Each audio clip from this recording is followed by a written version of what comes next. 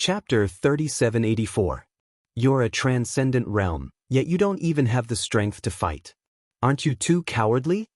Ma Shurchin said with a cold gaze. With a wave of her hand, the surrounding trees grew like all living things. They creaked as they struggled to move to the left and right, completely enveloping the place like a wood spirit purgatory. The man with the scar did not dare to look back. He tried his best to move forward. He only wanted to leave this purgatory as soon as possible and return to report to his master. His master had been chasing this little girl for so long. Did he not know what kind of terrifying creature she was? She had a portable spirit domain. When the spirit domain opened, she could summon a transcendent realm at any time. The man with the scar stopped cold all over. There was some fear in his eyes as he looked at the two men standing in front of him. To be precise, one of them was only 8 or 9 years old, but the tyrannical saint power fluctuations on his body terrified him. You're already over 100 years old, yet you're bullying a little girl. Don't you feel ashamed? Little Tai Sui said expressionlessly with a cold face. If he knew how to feel ashamed, he wouldn't have come looking for trouble with Jojo, Dao Wuji said with a smile as he hugged his sword. He moved his limbs. Little Tai Sui, I'll go first. I haven't exercised my limbs in a long time. Let's play with this kid. With that, he flew up with his sword and slashed at the man's face. Boom! The venerable Peach Blossom Immortal had already set up a wood spirit domain. No matter how big the commotion was, no one would notice. Therefore, Dao Wuji did not feel the slightest psychological burden when fighting with the man with the scar. In any case, he greeted him with the most powerful moves. The man with the scar groaned inwardly as soon as he started fighting. He was only a transcendent realm early-stage mystique venerable realm cultivator. How could he be compared to Dao Wuji? Dao Wuji had already entered the late-stage spiritual venerable realm and was about to enter the peak stage. He could kill an early-stage mystique venerable realm cultivator in a matter of minutes. After 3 slashes, the man with the scar was sent flying by Dao Wuji and fell heavily at Arbor's feet. His triangular eyes moved slightly, and just as he was about to violently seize Arbor, he saw the cold light in the little girl's eyes. A 5-tailed white squirrel with fluffy white fur appeared beside him. It stepped on one of the man's thighs. With a crack sound, the man with the knife scar let out a wail. He looked at Xiao Mu in horror, and he regretted accepting this fatal mission immensely. No wonder his master had repeatedly reminded him not to let his guard down. It turned out that this fiend really had a myriad of tricks up his sleeves. She didn't really run around the Phoenix Wood Forest in a panic. The more she ran, the more secluded she became. She did it on purpose because all her tricks were waiting for him here. If Arbor could hear his thoughts, he would definitely sneer at him. All of his tricks? Are these all that I have up my sleeves? Wishful thinking. Bang bang! Little Tai Sui tossed the 2 wretched figures that had been brutally beaten before Xiao Mu. Xiao Mu ruthlessly stomped on one of the people's leg bones and tossed him a poison pill with an apathetic gaze. You want to properly play with me, is it? She nodded and said coldly, sure. This man was the stinky hooligan who had been vaguely flirting with her. How dare he flirt with Jojo's lotus? He must be tired of living. Chapter 3785. Little Tai Sui and Dao Wuji both looked at the expressionless Charles, then looked at each other. They felt like that person was going to be in big trouble. However, this had nothing to do with them. Who asked these idiots to be crazy and want to deal with Charles? Reality would teach them how to behave. When Arbor flicked a pill into the man's mouth, he reflexively wanted to spit it out. But was that possible? The pill melted in his mouth and disappeared without a trace. That person's face immediately changed. Not knowing what had happened, he crawled back and took 2 steps back. What did you do? Although he didn't know what pill the little girl had fed him, it couldn't be anything good. The man opened his mouth in horror, his voice trembling slightly. Arbor looked at him coldly and said meaningfully, don't worry. You'll taste it in a few minutes. Didn't you want to play? You're playing with yourself. The venerable Peach Blossom Immortal was walking over. When he heard this, he felt a chill all over and rubbed his arm. Strange. When Lord Jojo said this, he felt a little scared. At this moment, The drug was starting to take effect. The man suddenly fell to the ground and curled up. He arched his body and covered a certain part of his body. His face was purple and red, and he let out terrifying roars. Little Tai Sui and Dao Wuji were also shocked. Dao Wuji, in particular, took 3 steps back and stayed far away from the man. It was as though he would be infected if he got close to the man. So scary. What was that man going through? Seeing the veins on his head bulging and the man rolling back and forth on the ground while covering that part of his body and begging for mercy, Dao Wuji couldn't help but tremble.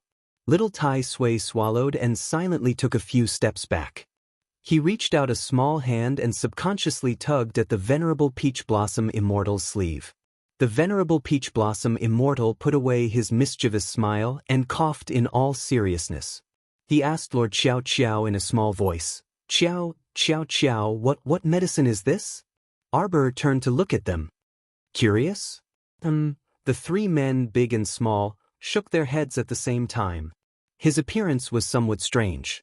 When they shook their heads, their bodies were stiff and motionless, so Arbor could only see 3 big heads shaking vigorously. This pill has a good name. Qiao Mu's gaze shifted downwards. The Venerable Peach Blossom Immortal subconsciously jumped back and pulled Little Tai Sui in front of him. It's over. Doomed pill? The 3 of them exclaimed and looked at Qiao with strange expressions. Initially he didn't have a name, but when he thought of it earlier, he felt that it was a more appropriate name. Her words were vague and she wanted to bully Charles. She couldn't even bully her in her thoughts. Since he had such thoughts, he was done for. Jojo's methods were crude and simple. He was just that strong. Not long after, the unlucky guy who ate the doomed pill suddenly let out a tragic howl. A soft pop came from somewhere on his body. The Venerable Peach Blossom Immortal, Little Tai Sui, and Dao Wuji all took a few steps back and looked in horror at a certain guy who was sprawled on the ground like a dead dog, unable to get up again. It really exploded? It looked like it was in pain. Of all the places, it only exploded there. How terrifying. Chapter 3786. Arbor turned around and waved at the 3 people far away from her. What are you doing? Hurry up and pack up. Let's go. The Venerable Peach Blossom Immortal hurried over and hugged the little fellow. He rubbed her little head. Jojo, I'm scared. Little Tai Sui rolled his eyes. Dao Wuji couldn't help but roll his eyes as well. How shameless was this fellow? Jojo should have fed him the medicine that killed him. Arbor patted the Venerable Peach Blossom Immortal. Don't be scared. I'll be gentler in the future. Everyone, when have you ever been gentler? The Venerable Peach Blossom Immortal couldn't help but chuckle. He winked at Arbor and nodded. All right, my ass. Stop acting cute. Little Tai Sui walked over and tugged at the corner of his robe. Go pack up. Pack up? Of course, it was the 3 men who had lost their ability to fight. The Venerable Peach Blossom Immortal sucked the man with the knife scar over. He pressed his hand against the man's head and smiled at him. The man with the knife scar knew at once what fate awaited him.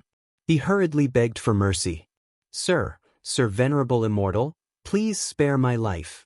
I can confess. I can confess. I cannot. Who asked you to confess? How could your confession be trusted? Of course, the easiest way was to search his soul. The man with the knife scar knew that he didn't have long to live. His eyes flashed with anger as he shouted, You want to kill me? Then let's die together. The Venerable Peach Blossom Immortal didn't even look at him. He lifted his finger and completely sealed the saint power around him. The man with the knife scar's pupils constricted.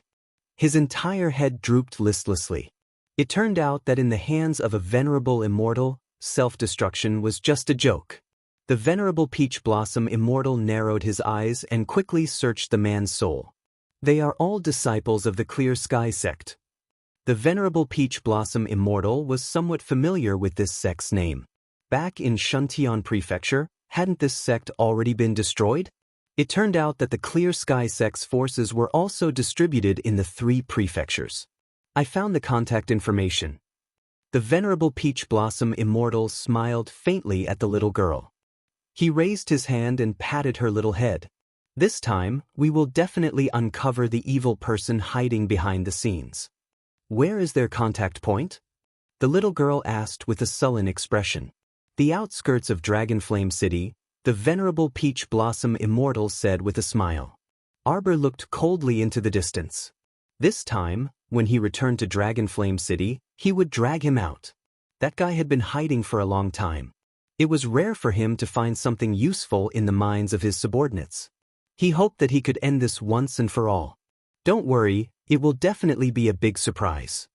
The venerable Peach Blossom Immortal tugged at the little girl's hand. Let's go. Arbor raised his hand and a few blue flames fell on the bodies of the knife-scarred man and the other two, slowly burning them. Wait! The venerable Peach Blossom Immortal stopped in his tracks and extended his hand to block Arbor. Everyone stopped in their tracks and looked in the direction of his gaze. They saw a few colorful flowers burrowing out from the wooden vines that had been surrounded by Hishirchin. They crawled toward their feet in a dense mass. Soon, this circle of strange little flowers covered the ground, completely trapping them in the wood spirit realm. Arbor flicked his finger. A bead landed on the flowers and was corroded into pieces in a matter of minutes. What an interesting poisonous flower. Chapter 3787. It had to be known that the golden bead she had flicked out was actually corroded in less than a second by the poisonous flower juice. What an interesting flower. Who knew where it had crawled out from? Arbor squatted down and waved her hand at Jichin, little Taisui, and Daowuji. Chirp chirp. The little white squirrel shrunk to the size of a palm and jumped onto her shoulder. Its two black bead-like eyes stared unblinkingly at the gorgeous flowers and plants on the ground. Arbor's two small hands were covered in a layer of Vajra talismans. Just as she was about to reach out to touch the flowers and plants, her wrist suddenly moved. The little blue snake, which had been lying on the ground like a corpse, suddenly crawled down. It opened its bright dog eyes, no, snake eyes, and gave her a happy expression. That should be a happy expression. Its two watery eyes blinked cutely at her. Arbor looked at it expressionlessly. The little blue snake slithered down to the ground and rolled around among the flowers and plants, happily nibbling on them. Everyone, heh, they had never seen a snake that liked to eat flowers and plants. The strangest thing was that the originally densely packed and colorful little flowers seemed to have been frightened by the little blue snake. They shrank back listlessly. The little blue snake chased after the fleeing flowers and plants, continuously nibbling on them. Jichin, little Taisui, and the others were a little dumbfounded. This little snake seemed to really like these extremely poisonous flowers and plants. Arbor expressionlessly looked at the little blue snake nibbling on the flowers and plants. After a while, she shouted at the little blue snake, "Come back!" The little blue snake flicked its little tail, turned its little head, and grinned cutely at her. With a whoosh, it swam over at lightning speed. Cuteness my ass. Xiao Mu expressionlessly grabbed it back again and walked out of the forest that had dispersed. The three people with the saber-scarred man had already been burned to ashes and no longer existed. The venerable Peach Blossom Immortal waved his hand and released the surrounding forest. When the wood spirit domain was opened, the little flowers that had been half-eaten by the little blue snakes retreated back into the soil as if they were fleeing, not daring to come out again. Xiao Mu expressionlessly walked forward a few steps before abruptly stomping down with her foot. Goo goo, there seemed to be some green juice sputtering out from the soles of his feet. Xiao Mu squatted down and casually picked up a branch to poke at. In the middle of the green liquid, there was a small reddish-gold flower. It was drooping its small head, looking a little bitter. Arbor reached out and pulled out the man-eating flower. As soon as the man-eating flower came out, it was very excited. It opened its huge flower-pot mouth and wanted to swallow the reddish-gold flower under its feet. Jojo grabbed the little man-eating flower's head. Something good. The man-eating flower nodded vigorously. This thing's cultivation level was close to the saint level. It usually only ate high-grade poisonous flowers and poisonous plants. A weak chicken would not care about it. Arbor nodded and threw it to the ground. He pointed at the colorful little flowers that had retreated back into the soil. Those are yours. This is just for you to see. The man-eating flower was dumbfounded. If it had eyes, nose, and mouth, it would probably be fuming right now. Scam. Oh no, scam. What did he mean by just for it to see? Was it not for Sir to eat? Master's attitude was very bad. Asking for advice. Arbor glanced at it indifferently and hooked his finger at the reddish-gold flower. Come. Chapter 3788. Whoosh! The little reddish-gold flower hurriedly jumped onto her white palm and shook its body obsequiously. What a joke! Instead of being swallowed by the man-eating flower, it was better to act cute. The little reddish-gold flower was very beautiful. Its petals and tiny roots were reddish-gold, but the stamen inside was colorful and fragrant. Woof, woof, woof. The three little puppies instantly rushed out, baring their fangs and brandishing their claws, wanting to get rid of the flower. The little reddish-gold flower shook its small body very humanly and lay limply on Arbor's hand, pretending to be dead. Arbor, what kind of weirdos were these? It was one thing for the little blue snake to eat flowers, but that was because these flowers and plants were all highly poisonous after being nurtured by the poison flower king. The little blue snake liked to eat poison, so it wasn't strange for it to eat poisonous flowers and poisonous plants. But what were these three little puppies trying to do now that they had jumped out? These three fellows also specially chose good things to eat. They could even chew on the 2 eggs of the holy beast Swanee. They were clearly 3 weak little puppies, but their way of doing things was quite strange. Arbor also didn't understand. She felt that there was something unusual about these 3 strange little puppies. Come here! Arbor roared. The 3 little puppies shook their heads and circled around her feet, barking nonstop. They were so noisy. Arbor stretched out her leg and lightly kicked one of the little puppies. She said in a bad mood, "Shut up." Arbor raised her hand and touched the little reddish-gold flower in her palm. "I'll call you Little Poison from now on." 1 drop. Arbor took out an empty bottle from her inner world and expressionlessly said to the little reddish-gold flower. The little flower was also a tactful master. It hurriedly swayed its petals, and a drop of golden liquid suddenly sprayed out from its stamen. Arbor sucked it into the porcelain bottle and immediately sealed it with a few talisman seals. This poison didn't have the slightest trace of sweetness, but it was extremely corrosive.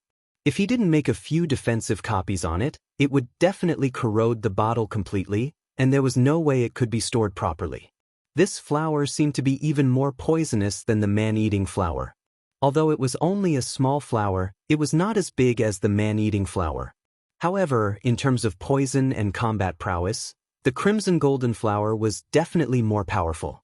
With a cold expression, Arbor stuffed the poison flower king into his star field. When the little man-eating flower saw that the food in its mouth was gone, it anxiously circled around Arbor's feet. Arbor sucked it into its palm and shook the porcelain bottle in front of it. "Give me a drop of venom." The little man-eating flower immediately shook its head like a rattledrum. Jojo glared at him fiercely. "Hurry up." The man-eating flower bitterly opened its trumpet-like petals and spat out a drop of green venom. Arbor kept it in a bottle. The little fellow also squeezed out a drop of venom from the little blue snake. The moment the 3 drops of venom mixed together, if she hadn't forcefully used her spiritual power to suppress the bottle, the venom would probably have burst out of the bottle by now. It was really very poisonous. It was enough for her to make 2 cauldrons of corrosive poison pills. After stuffing all these little things into the star field, out of sight, out of mind, Arbor kept the sealed bottle of venom in his inner world. He planned to find time to refine a batch of very interesting poisons when he was free.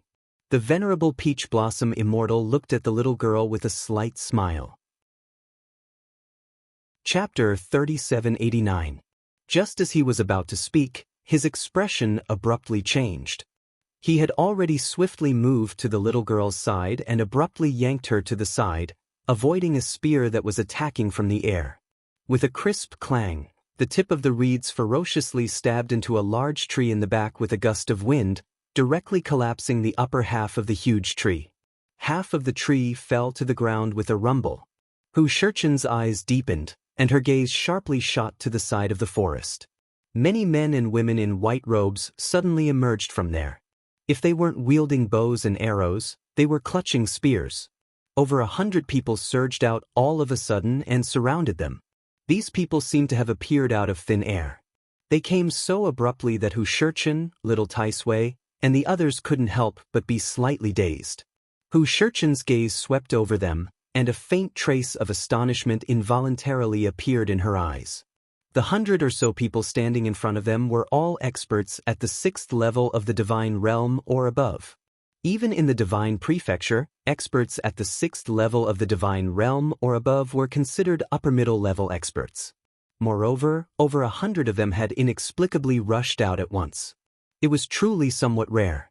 The crowd parted to the sides, and a tall and handsome man slowly walked toward Arbor's group accompanied by 2 beautiful women in white. Guests from afar. "Put away your weapons," the man said indifferently. The white-robed men and women who were originally glaring at them covetously all straightened the bows and spears in their hands and no longer aimed at Arbor's group. "Honorable guests." The man's gaze paused briefly on the little stoic's expressionless face, and his gaze once again bypassed little Taisui, Dao Wuji, and Hu Shurchen. "Chirp, chirp, chirp." The little white squirrel lightly jumped twice on Arbor's shoulder, raised its paw, and roared threateningly.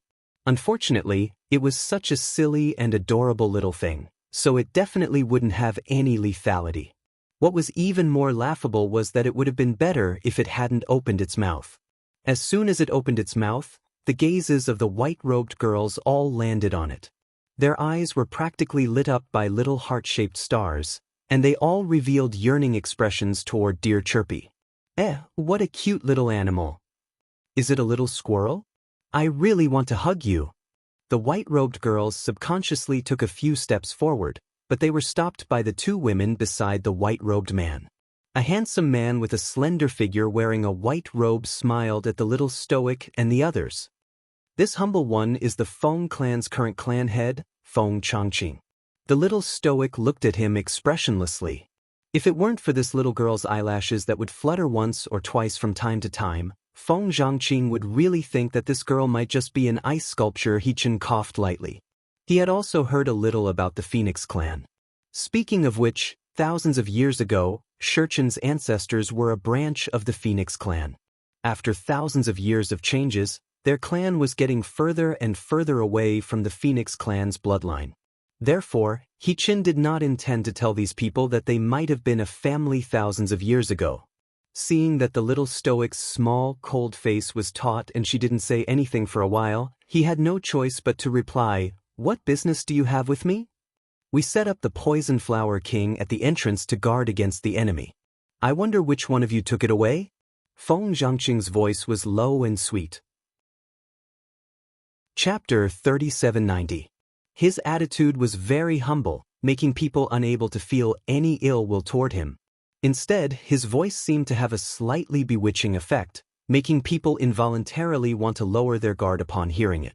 The little stoic glanced at him expressionlessly. "It's mine." Everyone, cough. Little Taisui couldn't resist coughing lightly. This fellow was too concise and comprehensive. The small reddish-gold flower she took away just now turned out to be something the Phoenix tribe used as a defensive formation, but now, it was pocketed by the little stoic. This really was little Taisui and the others didn't know what to say. After all, cough, they did indeed snatch someone else's item by force. "It attacked me, so I subdued it," the little stoic added expressionlessly. At first glance, there really wasn't anything wrong. That's right, the flower attacked first. We subdued this flower, so isn't this equivalent to this flower already being ours? Feng Changqing carefully sized up this stoic face and inexplicably had a feeling of, what should I say? He had the misconception that he couldn't continue speaking. The other members of the Phoenix tribe also looked at each other in dismay. "You look at me, I look at you," and then they turned back to look at their clan leader, Feng Changqing. The atmosphere inexplicably chilled. All of a sudden the corner of Yuan Shurchen's mouth silently twitched. He pretended to cough and said, If there's nothing else, we'll take our leave first." This Phoenix tribe leader, Feng Changqing, discreetly flickered with wisps of holy power fluctuations. If there were no surprises, he should be a person whose strength was about the same as little Taisui's. Judging from the Phoenix tribe's stance, Could it be that their entire tribe was at the God realm? Then perhaps there might be a few other transcendent God realm elders and consecrators in their tribe? For safety's sake, Yuan Shurchen felt that it was better to leave this dangerous place as soon as possible. Wait! Feng Changqing helplessly stretched out his hand to block their path. I'm sorry. That golden saint poisonous flower is our tribe's protective item. The implication was that they should quickly return it. That was their tribe's sacred item, so they couldn't rashly give it to them. Jojo looked at him expressionlessly. Suddenly, a 9 stars mirroring the moon cauldron appeared in his hand. Feng Zhangqing's eyes lit up and he couldn't help but cry out, 9 stars mirroring the moon cauldron? The group of Phoenix clansmen looked at each other and thought in their hearts, what is the clan leader doing now?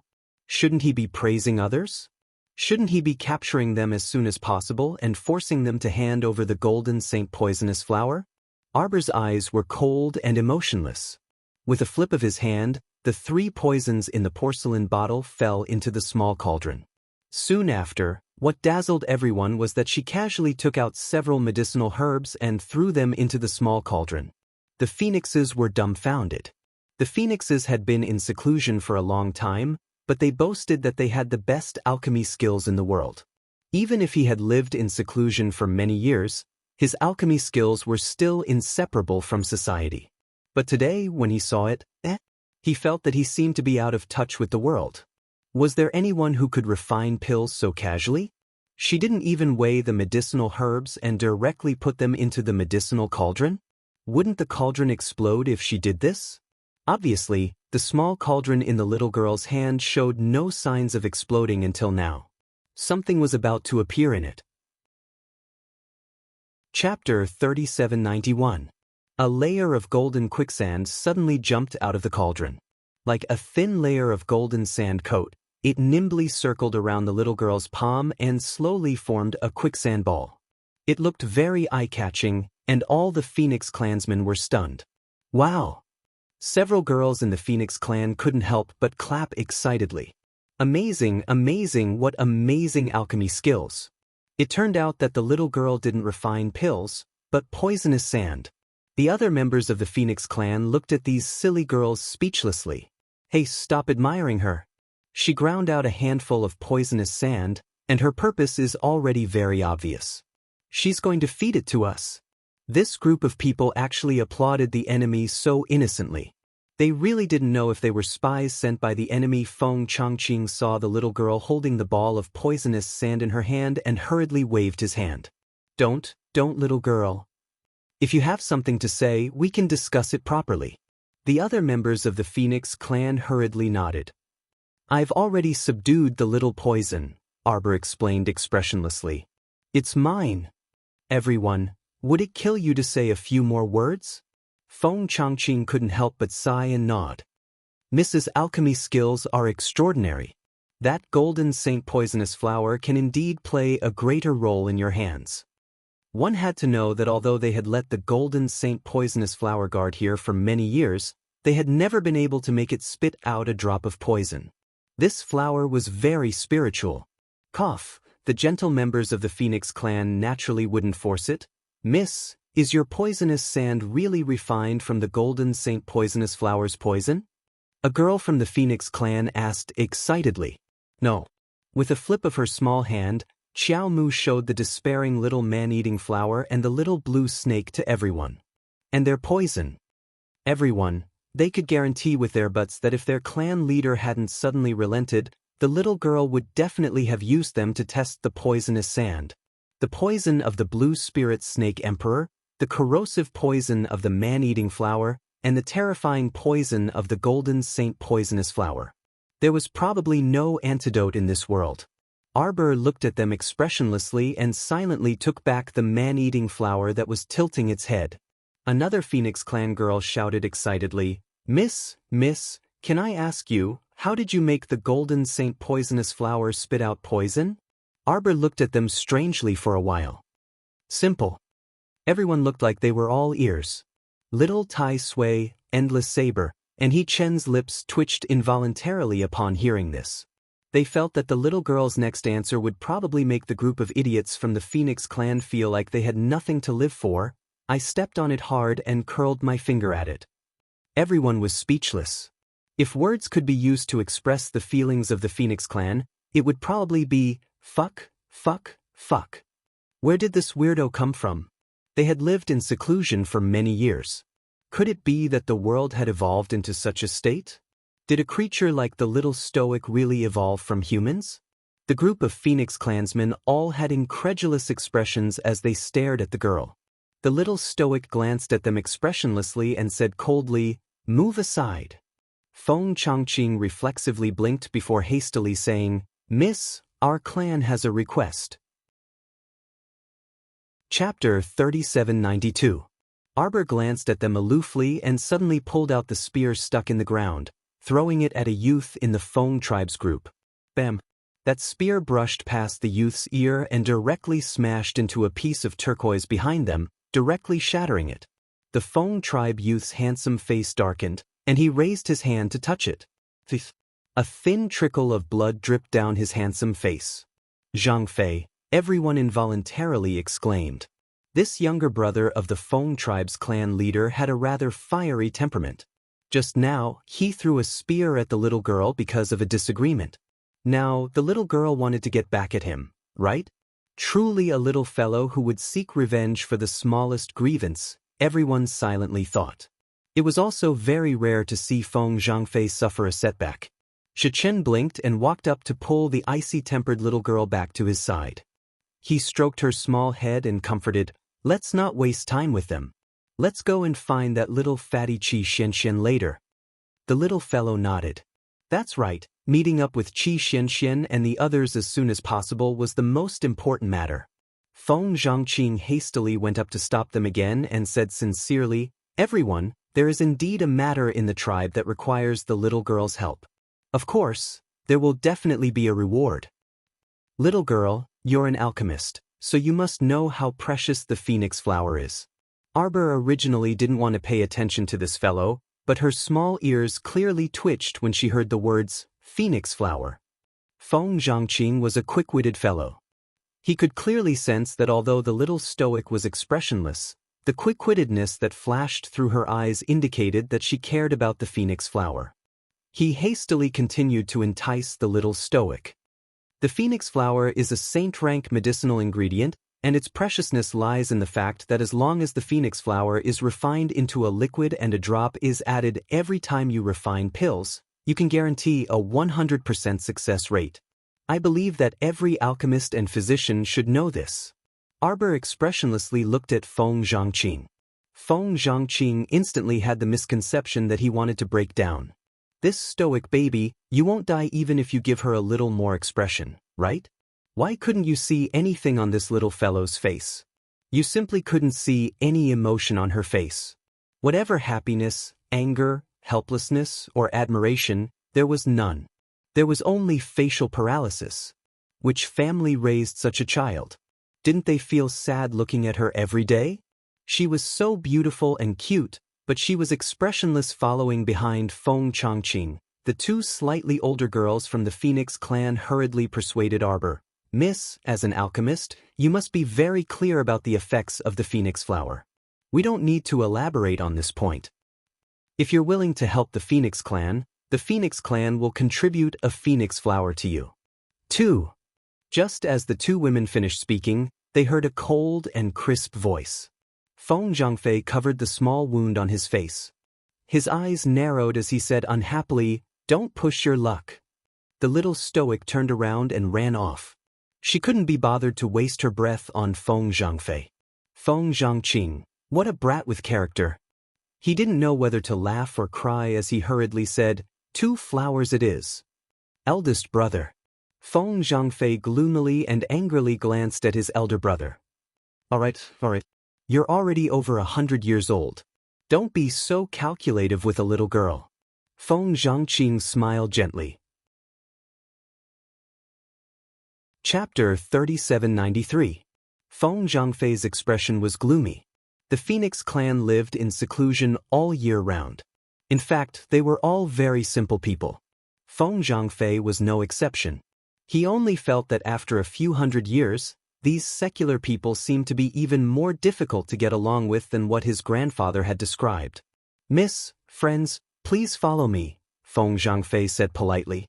"Miss, your refining skills are unparalleled in the world. This time, I hope you can help save our clan's sacred object." "Let's take a look first." "What do you mean?" Feng Zhangfei couldn't help but shout. This guy meant to take a look first and see if he could save it? Feng Zhangqing glanced helplessly at his younger brother.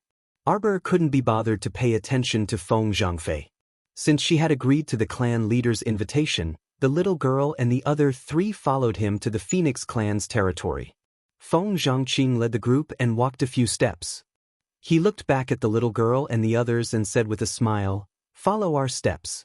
Don't take the wrong path." After walking around the forest repeatedly for a while, the expressionless Sir Jojo suddenly found that the area in front of him had widened. A towering ancient tree that was estimated to be thousands of years old appeared in front of them. A jade stone appeared in Feng Zhangqing's hand. He flicked it into the trunk of the ancient tree and embedded it.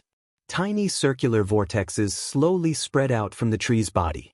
In a flash, the giant tree slowly shook and a small door opened from the bottom. Arbor knew very well that all of this was just a smokescreen of the Phoenix clan. Countless arrays had been set up in this place. It wasn't as simple as a defensive talisman array. However, this was the clan's private matter.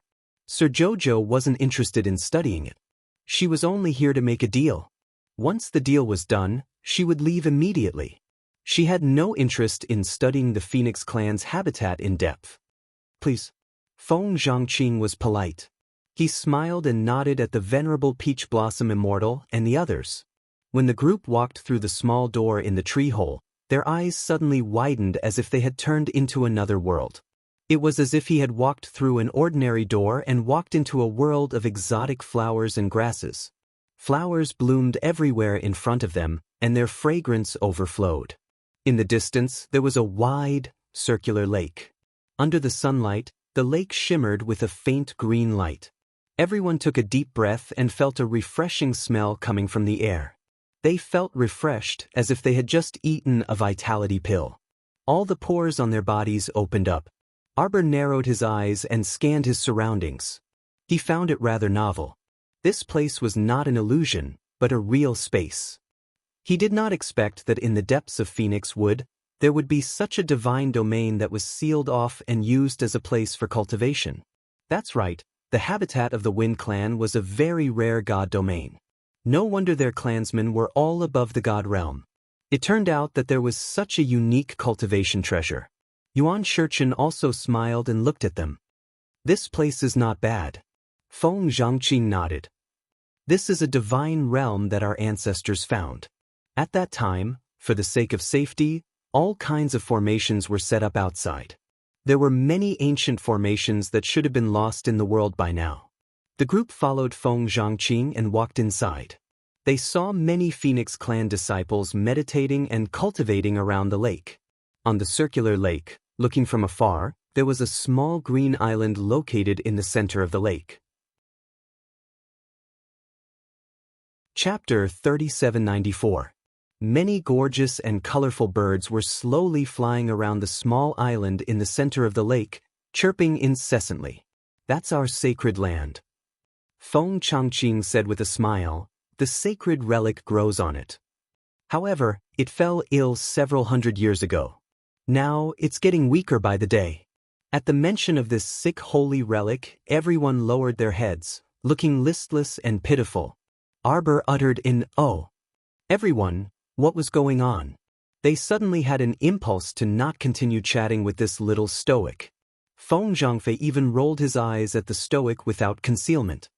"I'm telling you, if you not only fail to cure our sacred relic, but also worsen its condition, you'll have to pay with your life." After Feng Zhangfei finished speaking, Feng Changqing turned around to glare at his younger brother before hastily saying, "Little miss, don't feel burdened. Although our sacred relic's condition is very bad, it probably won't get any worse. Your pill medicine skills are so good, so you'll definitely be able to help it. Even if you can't help, We won't blame you. This is probably our clan's fate. After saying this, Feng Changqing let out a long sigh. The little stoic then uttered an "oh." Everyone, Feng Changqing also wanted to cry. Why didn't this child like to talk? Would she lose a strand of hair or something if she talked to him? It wasn't that the little stoic was unwilling to talk, but she simply didn't understand the current situation. She hadn't even seen their sacred relic yet, so there was nothing to talk about. Feng Changqing led Arbor and the others to the lakeside and released a talisman from his sleeve. In an instant, a long, winding bridge constructed from rainbows extended from the lakeside to the island in the center of the lake. Arbor glanced at it. This Feng tribe's foundation was quite deep. At this time, many Feng clansmen had already been attracted by them. In the Feng tribe's habitat, the Feng clansmen generally built tree houses to live in, and the tree holes below were dug to store their belongings. The Feng tribe liked clean and gorgeous things, so their tree houses were built very gorgeously. The patriarch's treehouse was built like a small palace. These phoenixes usually stayed in the clan's land to cultivate. It was rare to see outsiders enter. When everyone heard the news, they all gathered around the lakeside. Even the group of people who were meditating by the lakeside were woken up by the commotion. The moment the rainbow bridge appeared, the members of the Phoenix clan clamored to go over together. Patriarch Feng Zhangqing was obviously a very gentle leader. He turned around and said to the noisy clansmen, "I'm going to take the guests over now. If you want to come over, be quiet." The little stoic expressionlessly stepped onto the rainbow bridge and pattered towards the island in the middle of the lake. Seeing this, Feng Zhangfei muttered, "I wonder who owes a few million spirit coins." Everyone followed Feng clan leader to the island in the middle of the lake. It was only then that the little stoic realized that due to visual effects, they felt that the island in the middle of the lake was extremely small when they were at the lakeside. However, the moment he stepped onto the island, he discovered that the island was not small at all. A towering ancient tree grew in the center. It was shaped like a phoenix with its wings folded and its head and tail joined together to form a round shape. In an instant, it gave rise to a shocking feeling in everyone's hearts. Phoenix wood. Chapter 3795. This truly was a rare phoenix wood. Unfortunately, the tree itself was already in a half-withered state. The scarlet leaves on the tree trunk had long disappeared, and the withered wood was drooping in a disorderly manner. It looked very listless at first glance. Arbor took a few steps forward and pressed her small hand against the withered black tree trunk. A vigorous vitality burrowed into the phoenix wood's body. In a split second, it made those withered branches sway as if they had come to life. A faint light red glow abruptly drilled out of the tree trunk and disappeared in a flash. The two withered branches that were originally drooping on the ground suddenly moved and wrapped around Sir Jojo like a human's arm. The Phoenix clansmen were shocked at the same time. Feng Zhangfei's voice stuttered, "BB Big Brother, what's going on? Who the hell was this little girl?" They had never seen the Phoenix wood so close to someone before. Why was it acting so abnormally today? This Phoenix wood had probably existed here for more than a few hundred to 1,000 years. It was the first time these Phoenix clansmen had seen the Phoenix wood so willing to get close to someone. Feng Zhangqing's eyes, however, contained a hint of excitement. He could tell that although the little girl's movements were very secretive just now. However, he could still clearly see that there was a trace of surging vitality around her small hand that was pressed against the tree trunk. The little girl should be a cultivator of the wood spirit origin, and her wood spirit origin was probably at a very high level. How high was it? To the extent that even the Phoenix wood was willing to get close to her. Xiaomu was also a bit fond of this wilted phoenix tree. For some reason, when she saw it, it was as if she saw the former sapling. The sapling was even more wilted than it back then. It was only a small stalk, but now it was thriving and would soon grow into a towering tree. Little girl. Feng Zhangqing originally almost blurted out the words "little stoic," but then he coughed to cover it up and asked in all seriousness, "Little girl, can this 1,000-year-old phoenix wood still be saved?" 1,000-year-old phoenix wood, Arbor muttered to herself. He Chen, Tai Sui Dao, and Limitless Blade looked at each other, silently exchanging a look of speechlessness. What was the meaning of this? This was what it meant to get whatever the little girl wanted. It was pure luck. Even though the phoenix wood in front of him looked half dead. But in this world, was there anything that Jojo could not save? Since Jojo had saved the phoenix wood, it was only logical that he would be able to obtain a piece of 1,000-year-old phoenix wood and 2 phoenix flowers for free. 5,000 points and first place in the preliminaries were all in one go. There was a 99% chance that the heavenly axiom was Jojo's relative. Otherwise, why would the heavenly axiom hand him a pillow every time Jojo dozed off? Yes, a 1,000-year-old phoenix wood. Feng Zhangqing said excitedly, Little girl, can this 1,000-year phoenix would still be saved? Xiao Mu nodded her small head firmly. There's hope. The group of phoenixes were all smiles at that moment. Everyone gave the little stoic classmate a sincere and friendly smile. Even Feng Zhangfei, who had been looking at the little stoic as if her nose was her nose and her eyes weren't her eyes, instantly stopped talking. But it will take time. However long it takes, it doesn't matter. Miss, if you have any special needs, feel free to tell us. Chapter 3796. 3 days. Feng Zhangqing was slightly startled. 3 days? What did this little girl mean? Could this dying phoenix would be revived in just 3 days? Was that possible? You all must leave, the little stoic said expressionlessly. I need an absolutely quiet space. Sir Jojo felt off all over, mainly because he was being stared at like a national treasure by a bunch of idiots. Feng Zhangqing naturally didn't have any objections. He nodded repeatedly and said, All right, don't worry. When the time comes, my clansmen will all leave Lake Heart Island. Arbor nodded. This was great and would avoid a lot of trouble. Feng Zhangqing then turned to look at the trio and said with a smile, There is a phoenix spring southeast of Lake Heart Island. If the 3 of you don't have anything to do these few days, you can go there to meditate and cultivate.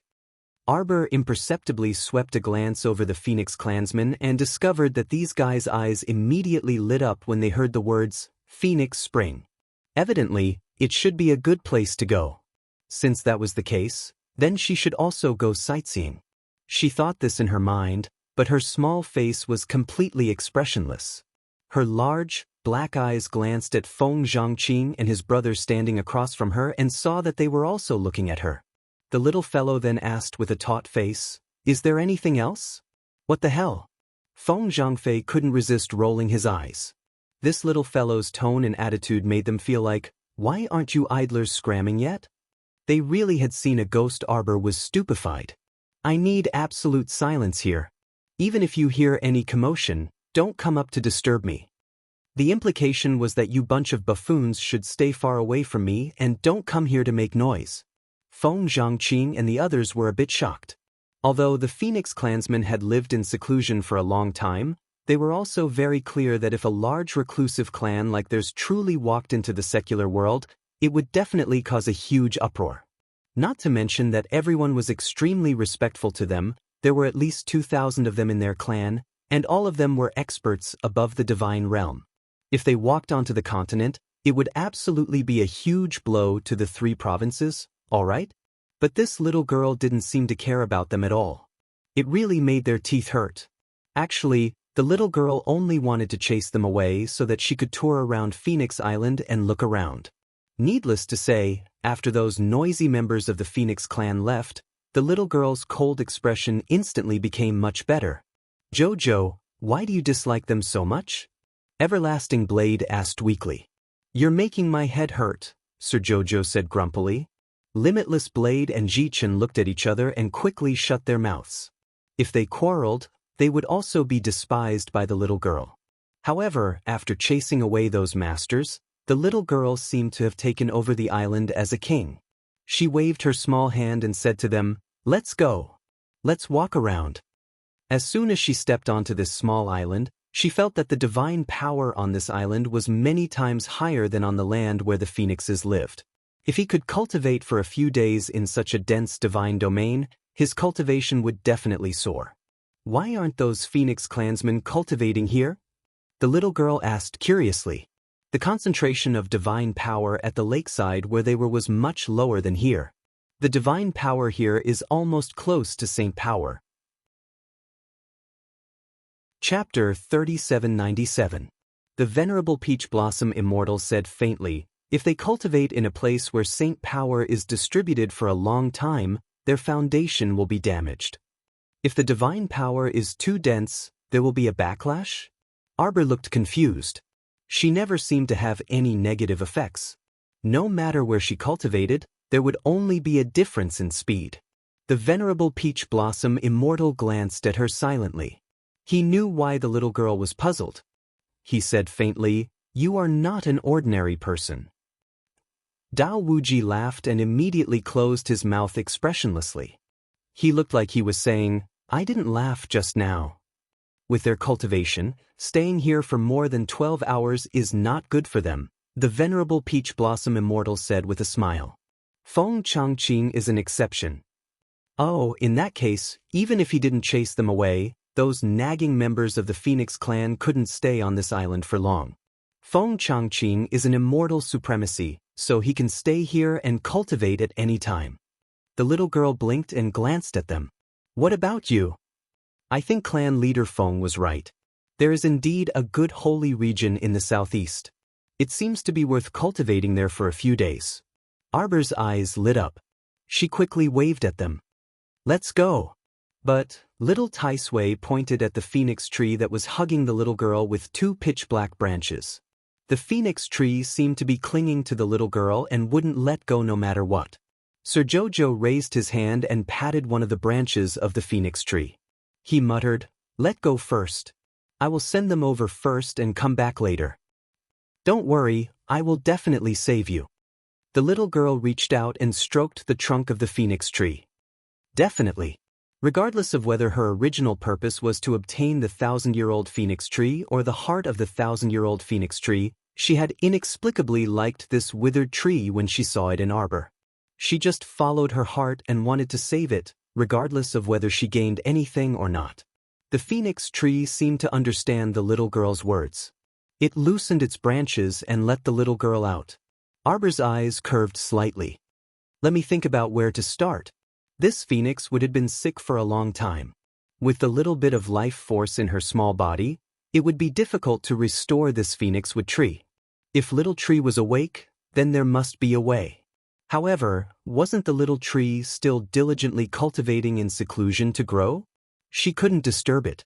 Should he turn back and let little soil nourish the tree first before watering it with water? After that, she used the exuberant life force in her body to help it recover properly. Of course, this was not as fast and reliable as Chiuchiu doing it personally, but it should at least be effective.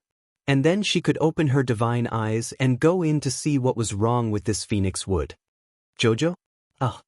Arbor regained his senses and glanced at Yuan Shurchen. The Venerable Peach Blossom Immortal raised his hand and patted her head helplessly. Those 2 eggs of yours are jumping out again. And 3 little puppies little Tai Sui and Dao Wuji silently added at the end. Arbor took a closer look. Sure enough, the 2 eggs and the 3 little puppies seemed to have been injected with chicken blood. Their eggs flew and the puppies jumped, bouncing all the way forward. When he saw a pool of green spring water surrounded by piled-up stones, he was stunned. Those guys looked as if they had seen a relative they hadn't seen in 800 years. Plop, plop, plop. Chapter 3798. After a few loud splashes, the 3 puppies and the 2 eggs all jumped into the water, completely burying themselves in the spring water. The 2 eggs had been in the water and in the fire. After all, they were 2 sacred beast eggs, so they naturally wouldn't be in any danger. But the 3 puppies looked so weak. They wouldn't drown in the spring water, right? Arbor hurriedly took a few steps forward. With a sullen face, she stood by the spring and scolded, Ada, san. Little Tai Sui, every time it heard Lord Jojo call out the names of these beasts, it always felt a little funny. She was too lazy to come up with names, so she just called them whatever was easy to pronounce and popular. With a few splashes, the 3 puppies crawled in the spring water under them, revealing their 3 little heads. They looked at their little master in confusion and barked twice. Arbor rolled her eyes and looked them up and down for a while. She couldn't help but feel a little strange. She turned to look at the expressionless, venerable Peach Blossom Immortal. Her eyes were filled with curiosity. Peach Blossom, didn't you say that the Phoenix clan members can't stay here for long? Naturally, they wouldn't have the guts to soak in the spring water rich in sacred power. Even she could feel that the closer they got to the Phoenix Spring, the richer the sacred power. When they reached the Phoenix Spring, they couldn't feel the divine power at all. It was obvious that the Phoenix Spring was a true sacred region. No wonder the Phoenix clan leader said that Ji Chen and the other two could come here to cultivate. It was indeed a good place for them to cultivate. Ji Chen smiled at the little girl. Obviously, these three puppies aren't ordinary dogs. Dao Wuji and little Tai Sui tried their best to suppress their smiles and nodded. At this moment, Holy Sun Mi Yen, Fairy Ginkgo, Fairy Peony, Thin Tuchuo, and the Luo brothers who were cultivating in the star domain also strongly requested to come out. It was rare to feel such rich sacred power fluctuations. It would be stupid not to come out. As a result, the Phoenix Spring was filled with people. The spring water was also occupied by the 2 eggs and the 3 puppies. Arbor glanced at them and turned around speechlessly. She waved her hand. I'll come and pick you up in 3 days. A large group of people was making a ruckus. How troublesome. Holy Sun Mi Yen looks back at her. What is she doing? You're too noisy. Of course, Everlasting Blade answered him. Holy Sun Mi Yen turned to look at him in confusion. I haven't said a word since I came out. Little Tai Sui made a hand gesture and expressionlessly said, Now that so many of you have come out, even the air has become somewhat thinner. This is how noisy it is. Everyone was speechless. Is it our fault? Just how much did Jojo despise him? After the little girl made arrangements for He Chen and the others, she no longer cared about how they were cultivating. He hopped back to the phoenix tree. As soon as he stepped into the range of the phoenix tree, he could clearly feel the tree's joyous aura. It seemed like this withered tree also welcomed her very much. She was a young lady who had connections with trees. Lord Jojo secretly showed off. He reached out to summon Little Water and Little Earth and gave them a few instructions. Little Earth Lump ran forward with its 2 short legs and drilled into the roots of the phoenix tree. Its voice came from below the roots. Master Silver, the roots of this phoenix tree are buried very, very deep. I have to go down and take a look to find the source. Otherwise, I won't be able to see clearly. Chapter 3799. It's fine. Just lie there. I'll see what's going on later. Arbor hurriedly stopped it. Since she wasn't sure if there was any danger in the depths of the ground, she naturally wouldn't let the little dirt lump take the risk. Yes, master, the little dirt lump answered obediently. Arbor asked Lord Sacred Water to release some water to nourish the phoenix wood. Then she instructed the 2 little ones, wait a moment. I need to use my divine sense to check the specific situation of this phoenix wood. Don't move until I tell you to. Oh! The 2 little ones responded obediently again. Arbor then sat down cross-legged and focused her mind. She gathered her divine sense into her eyes and opened her divine eye, carefully looking at the roots of the phoenix wood. The roots of this phoenix wood were indeed as Little Dirt had said. They were intertwined and very complicated. Her divine sense went dozens of meters underground, but she still couldn't see the end. She couldn't help but exclaim loudly in her heart. This wasn't just a 1,000-year-old phoenix wood? Arbor became slightly excited.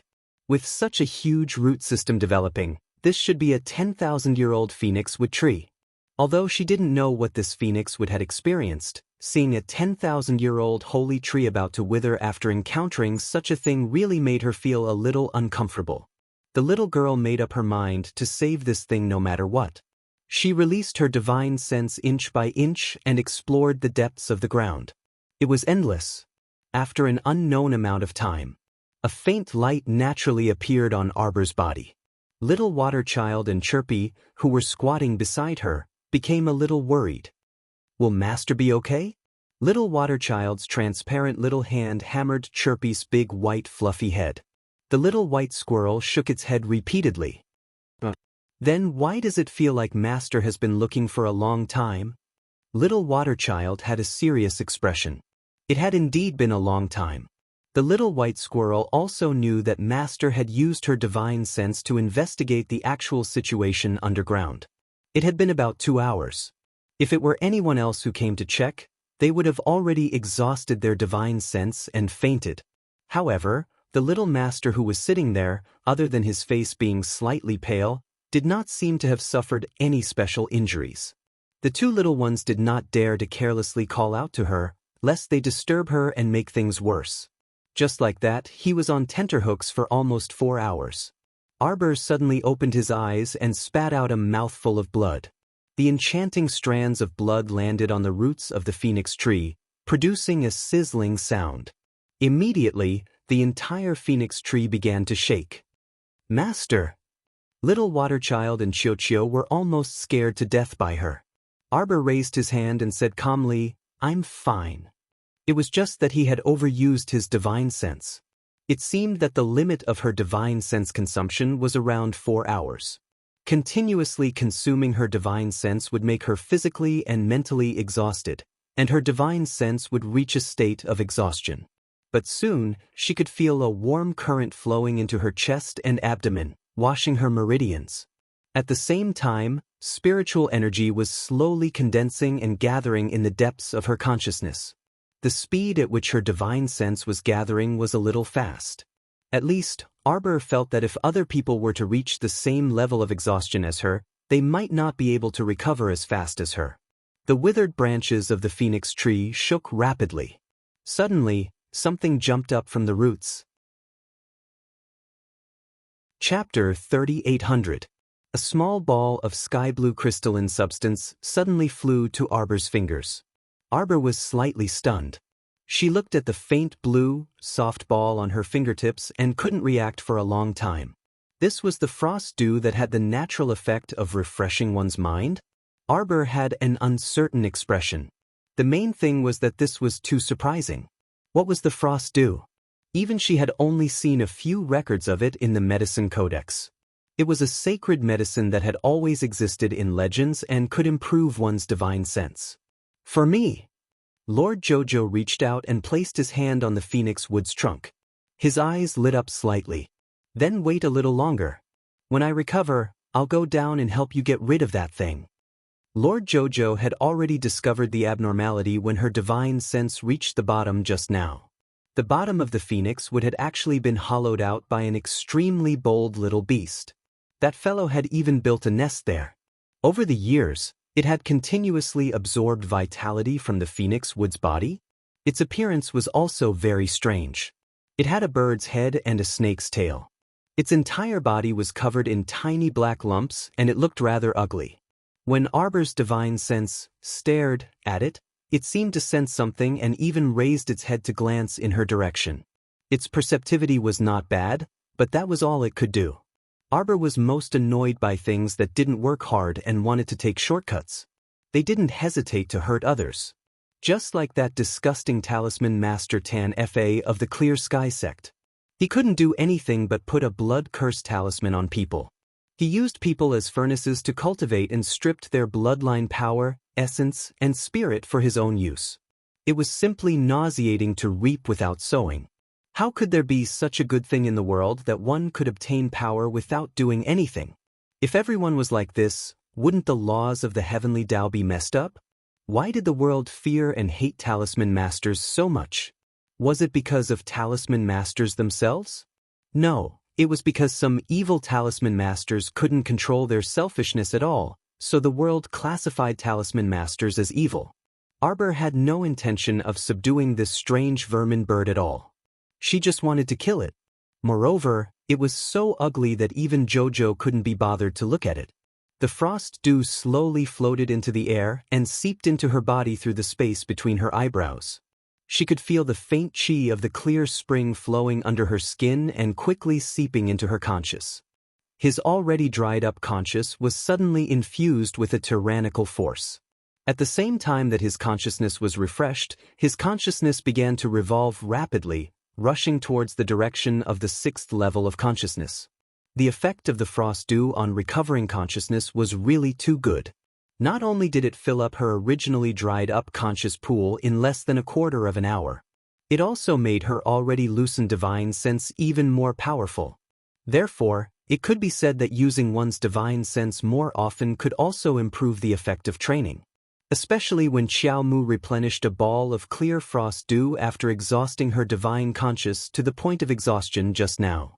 That feeling truly was exceptionally satisfying. Lord Jojo opened his eyes and reached out a small hand to touch the phoenix wood. Then he muttered to himself, "Wait, I'll prepare to go down now." Seeing a branch of the phoenix would entangle the corner of her clothes, the little fellow hurriedly comforted him. "Don't worry. That ugly monster below can't do anything to me." Chapter 3801. Of course, she had full confidence in saying that. That ugly fellow below, judging from its battle prowess, was only a divine beast that had just reached the divine realm. How could Sir Jojo not be able to kill it? She eagerly stretched out her little fist and called out to the little lump of dirt under the roots, "Little dirt, take me down."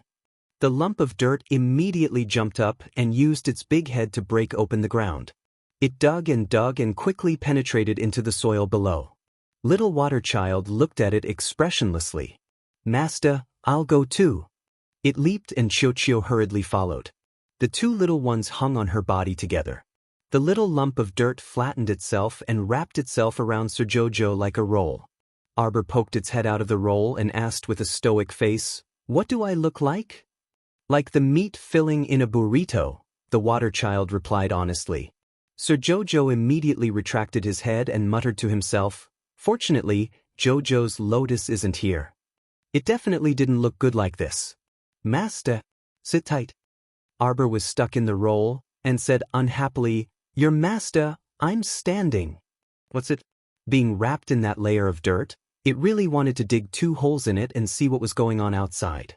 "Master, go ahead. Little dirt doesn't hurt." Speaking of which, all the soil in the world could be absorbed by the little lump of dirt, just like how any water could be swallowed by holy water. So, digging a hole or something was really too convenient for the little lump of dirt. It just had to dig in and casually dig a little, and the sand around it would obediently move to the sides. The reason why it wanted to wrap Sir Jojo inside was that the lump of dirt was worried that Sir Jojo would be covered in dirt, not that it was afraid that the surrounding soil would drown Jojo. If one looked at it from afar, they could see that this holy land was like a moving arrow of earth, drilling a hole in the ground. Everywhere it passed, the soil would retreat, and it didn't take long for it to reach a few hundred meters underground. The roots of the phoenix tree were everywhere. Layers upon layers of intertwined roots intertwined together, but these roots were all dark green, and many of them had broken or rotted away. Looking at it with his divine sense was not as shocking as seeing it in person. Arbor stood in the middle of the intertwining roots, like a tiny ant lying in the middle of a forest. It was so small that it was almost pitiful. "Master, this fellow is asleep." The little dirt lump stretched out 2 small hands and 2 small feet, and a mysterious smile appeared on its small, square and bumpy face. "Let's go together right now and slaughter it together." The dirt lump muttered into Xiao Mu's ear. The little water baby couldn't help but roll its eyes. "It's such a big lump. If it fights here, then what about the phoenix wood's roots? Wouldn't that be a huge blow to his vitality?" Arbor nodded and looked up.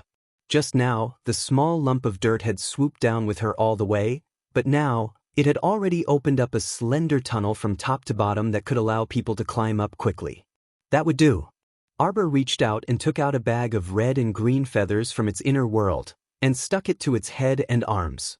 The little dirt lump, the little water baby, and Xiao all looked at her with expressions of looking at a weirdo. In the end, the little water baby couldn't hold it in. "Master, what are you doing? Is it like it's kind?" The 3 of them shook their heads in unison. Chapter 3802. "You're so beautiful, Master Silver." The Water Child praised sincerely. The little dirt lump couldn't say anything more flattering, so it just nodded furiously at the side. Even if Master Silver was covered in feathers, it was still so beautiful. Arbor, I'll go lure it up. Why do these feathers look so familiar to me? The little lump of dirt mumbled to itself. The feathers of the blue swan and blazing fire. The water child rolled its eyes. Every time they shed feathers, Master Silver would follow behind and silently pick them up. The little dirt lump immediately showed an expression of admiration. Master Silver is a model of diligent and thrifty housekeeping. These feathers can be exchanged for medicinal herbs at the pharmacy or sold for money. This didn't seem like a compliment. Arbor had already gone a little further at this time and stood in front of the bird-headed snake-tail beast.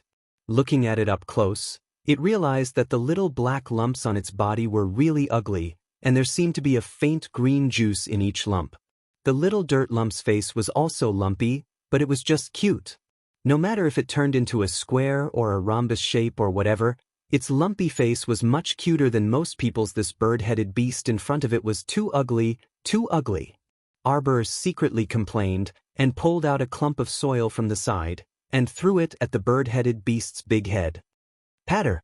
The bird-headed beast immediately woke up, and a pair of fierce little eyes glared at Arbor. It immediately straightened its snake tail, and its little eyes flashed as it stared at Arbor. "For you, damn, this beast could actually speak human language." But it made sense. This was a guy that had evolved into a divine beast, so logically speaking, it should be able to transform.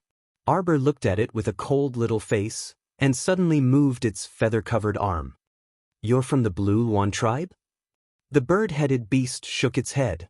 "Why do you have blue swan feathers and blazing phoenix feathers on your body?" What was going on? Was this person mutated? "That's right, I'm the descendant of the blue swan and fire phoenix." Arbor lied with a straight face, bullying this beast that had just entered the god level and hadn't seen the world.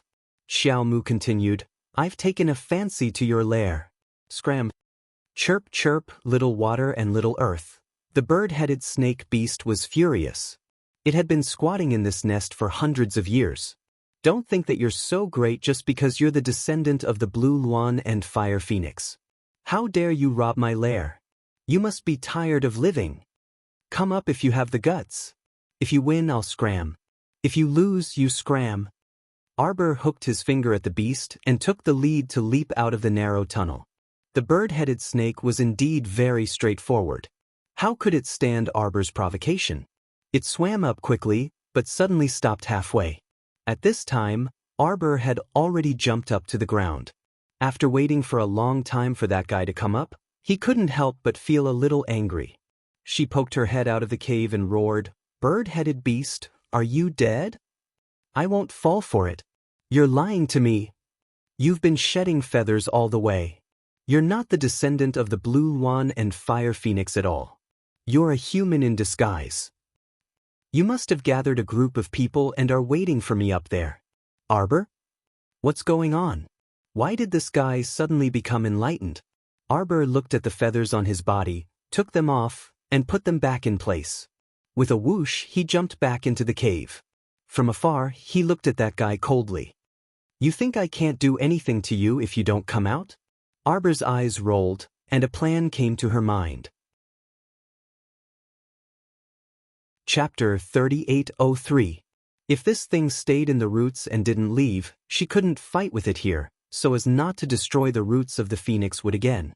At first, she really didn't know what to do with it, but Lord Jojo wasn't anxious. Since she had found the reason, she would slowly torment this thing. Anyway, she had agreed with Feng Zhangqing and the others for 3 days, and now, not even half a day had passed.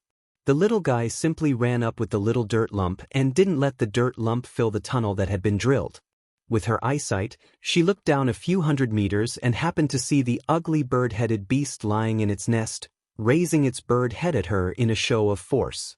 "Later, I'll chop off your head and kick it like a ball," Lord Jojo sneered in her heart. Looking at the small black lumps all over its body and the way the green liquid was flowing, it should be a poisonous beast. This thing was poisonous all over, parasitic in the roots of the phoenix wood like a parasite. It would be strange if the phoenix wood was fine. Not only did this thing rely on the phoenix wood, but it also drained its life points over the years and discharged the toxins in its body. Therefore, the surrounding phoenix wood branches were black and wilted, which was a sign that it was poisoned. Arbor's big eyes turned, took out the 9 stars mirroring the moon cauldron, and slowly began to refine the medicinal liquid. Her small hand took out a large soup pot from her inner world, and Arbor kept pouring the nutrient liquid into the pot. Chirps, who was at the side, watched with its small eyes a little straight. It smacked its lips, jumped to the side of the soup pot, lowered its head, and took a bite. The taste is not bad, right? Lord Jojo muttered to herself. Although her cooking skills were really not that good, her pharmaceutical skills were extraordinary.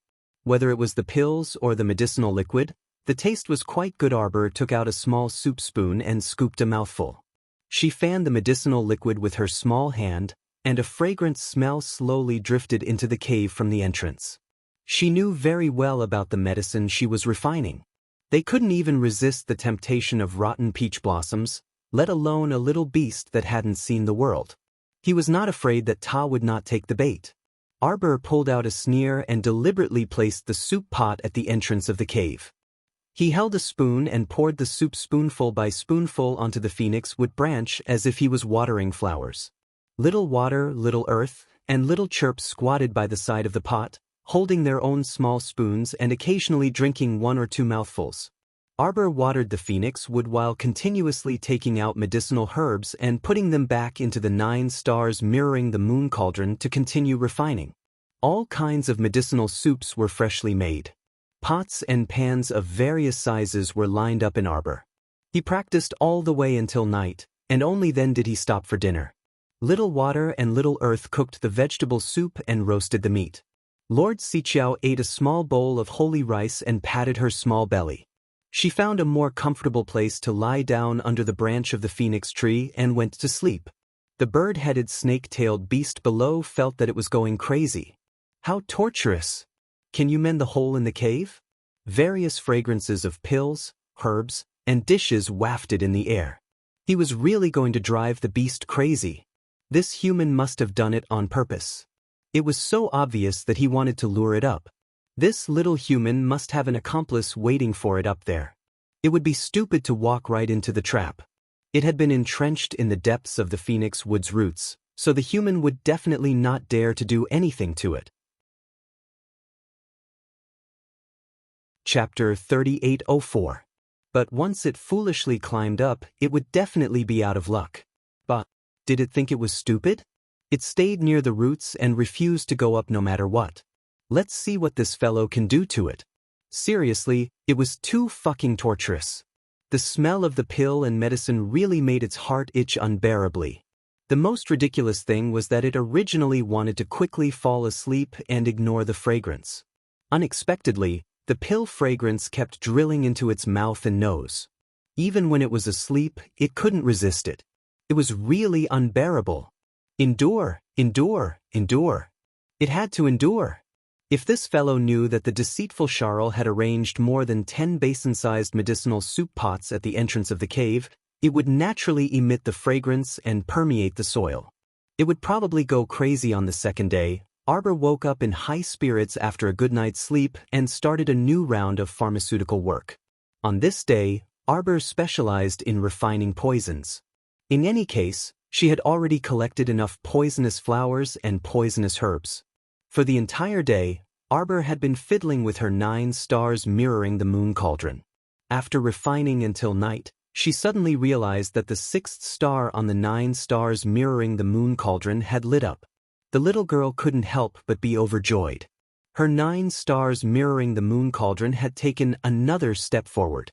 She could very clearly feel that within the 9 stars mirroring the moon cauldron, there was a faint fluctuation of the artifact spirit's thoughts, revealing its gratitude to the little master.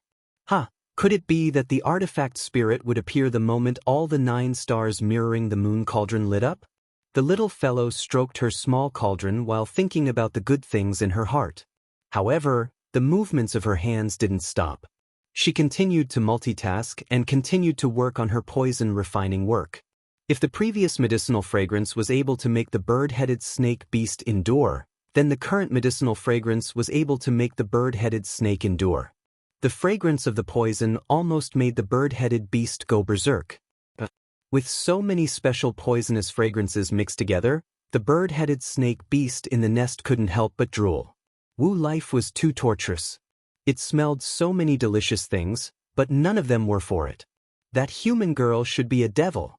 The bird-headed beast's eyes bulged as it secretly racked its brains. It secretly made up its mind that when the little girl fell asleep late at night, it would swim up and swallow the poison. The little girl had refined so many poisons. After he swallowed all of them, his strength would definitely increase greatly. At that time, even if that guy came to help, he wouldn't have to be afraid. On this day, not only did Xiaomu refine over 100 bottles of poison pills, but she also produced several dozen pots of poison liquid and poison powder. She placed the pots, bowls, ladles, and basins in a row at the cave entrance before going to rest and sleep.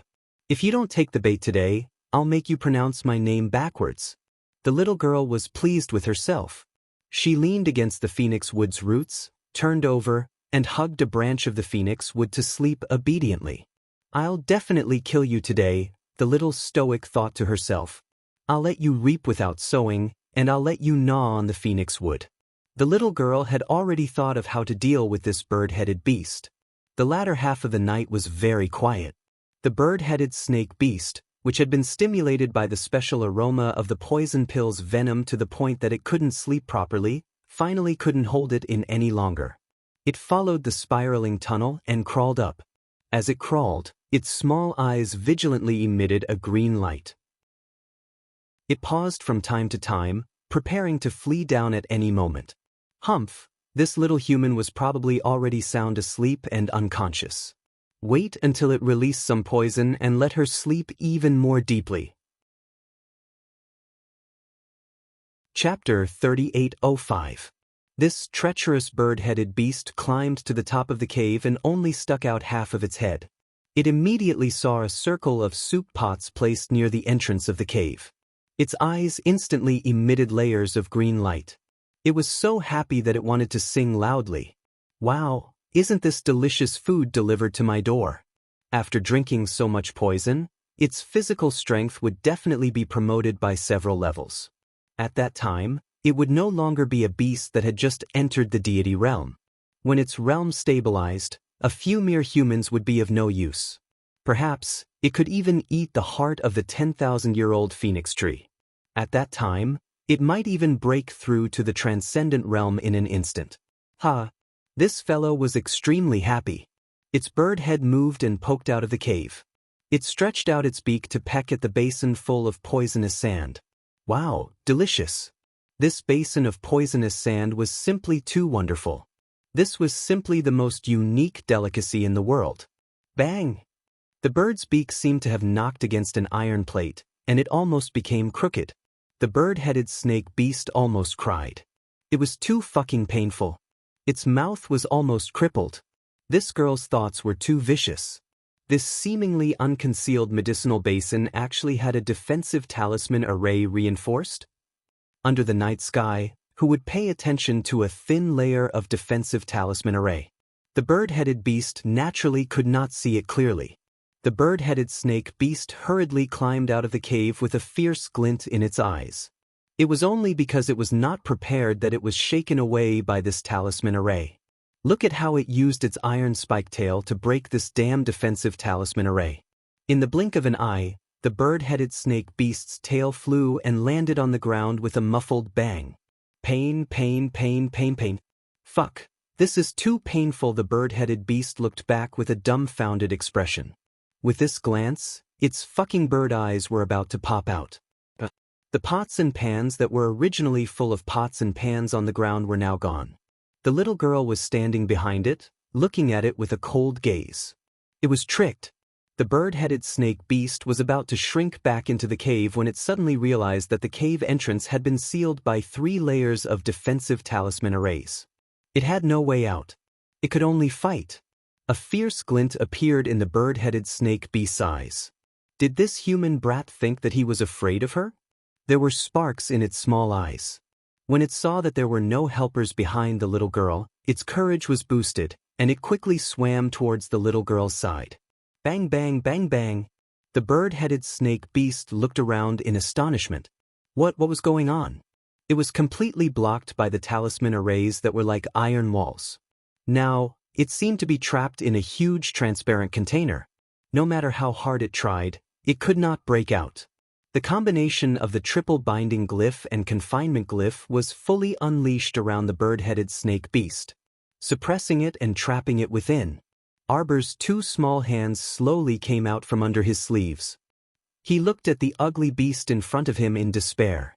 At the same time, he controlled the glyph formation around it, and at the same time, a divine sense suddenly drilled into the glyph formation. Arbor closed his eyes and began to peel off the beast's flesh and bones. Yes, deprivation. In the past, he could deprive the beast's inner world. Now, he could deprive the beast's flesh and bones. Arbor did not know what kind of strange skill this was. It seemed to be innate. Usually, there was no need for it, but at critical moments, it could have a miraculous effect. This little beast was like a parasite that had been residing in the 10,000-year phoenix wood. Chapter 3806. The honest 10,000-year-old phoenix tree didn't know how to resist, and just like that, it continued to absorb the power that others had painstakingly cultivated for 10,000 years.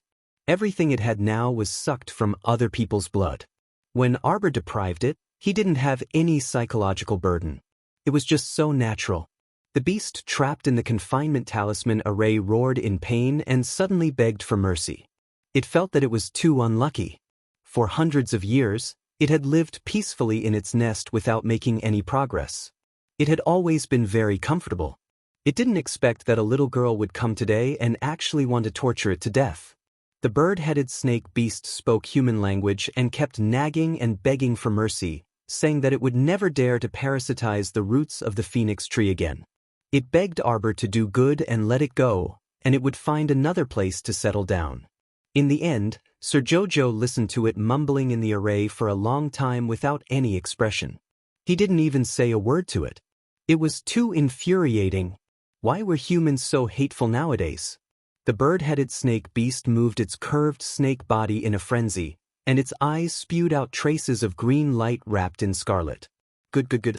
Since this fellow was determined not to let it live, then it would fight it out with her. The bird-headed snake beast thought for a moment. Although it was very reluctant, its life had reached the critical point now, and it was at the juncture of life and death. If it didn't fight with all its might, how could there be a way to live? The poison it had stored for a lifetime was all going to be wasted here today. When Arbor saw that this fellow suddenly stopped talking, he became a little suspicious. He raised his hand and placed more than 10 defensive talismans on his body, wrapping himself layer by layer. The innermost layer also covered himself with an eggshell defensive barrier. Perfect. At the same time, the bird-headed snake beast had already burst open the tiny black lumps all over its body. A large amount of scarlet-green liquid gushed out of its black lumps, and when it spread over the soil, the poison immediately seeped into the soil, completely dyeing a few of the branches of the phoenix tree into an abnormal strange green. Arbor's gaze became a little more severe. He called for a small amount of soil and water to go up together, and they all poured over the main root of the phoenix tree. The bird-headed snake beast released all the toxins in its body, and its entire body went limp as it lay on the ground. When it took a closer look, it almost fainted from anger. He saw that the shameless girl was covered in a defensive talisman array from head to toe. Like a round ball, it rolled towards him. Due to the instant the poison exploded, the bird-headed snake beast had already broken through the outer layer of the confinement array glyphs. However, it had yet to catch its breath, and its entire body was somewhat listless. Arbor didn't care at all as he stepped on Venom and jumped forward. This was because her entire body was covered with talismans, and her feet were also surrounded by the power of talismans. The poison could not even think of getting close to her. Of course, as the ancestor of poison, even if she was contaminated by this disgusting poison, she should be able to quickly detoxify it. After she stepped forward, she simply stretched out a small hand with the Vajra amulet attached to it and pressed it flat on the snake beast's head. He continued the process of stripping the bones and blood that had not been completed just now. After a quarter of an hour, Arbor successfully stripped the divine beast's bones and blood from the bird-headed beast's body. A drop of bone and blood condensed into the size of a grain of rice, showing a faint green light, gently jumped and swayed between her fingers. "Big ape," Arbor called out. Chapter 3807. With a wave of his hand, he released the big guy that was dancing excitedly in Paradise Planet. "Go and advance." Arbor threw the drop of bone blood at her fingertip to the big ape that was pounding its chest and howling. She looked at it speechlessly. The big ape quickly absorbed the drop of bone blood. Then, it howled twice and was thrown into Fish Orchid Planet by Xiao Shui to advance. At this time, the bird-headed snake beast that had its bone and blood extracted had completely given up. Arbor glanced at that thing. Although she despised it, she felt that the venom on the ground was still a little useful.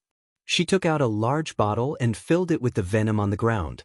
She then moved out the large and small basins that she had put into her inner world and began to water the phoenix wood with the nutrient solution. As she watered it, she muttered softly, "I'll go down and repair your foundation later. We'll be fine soon.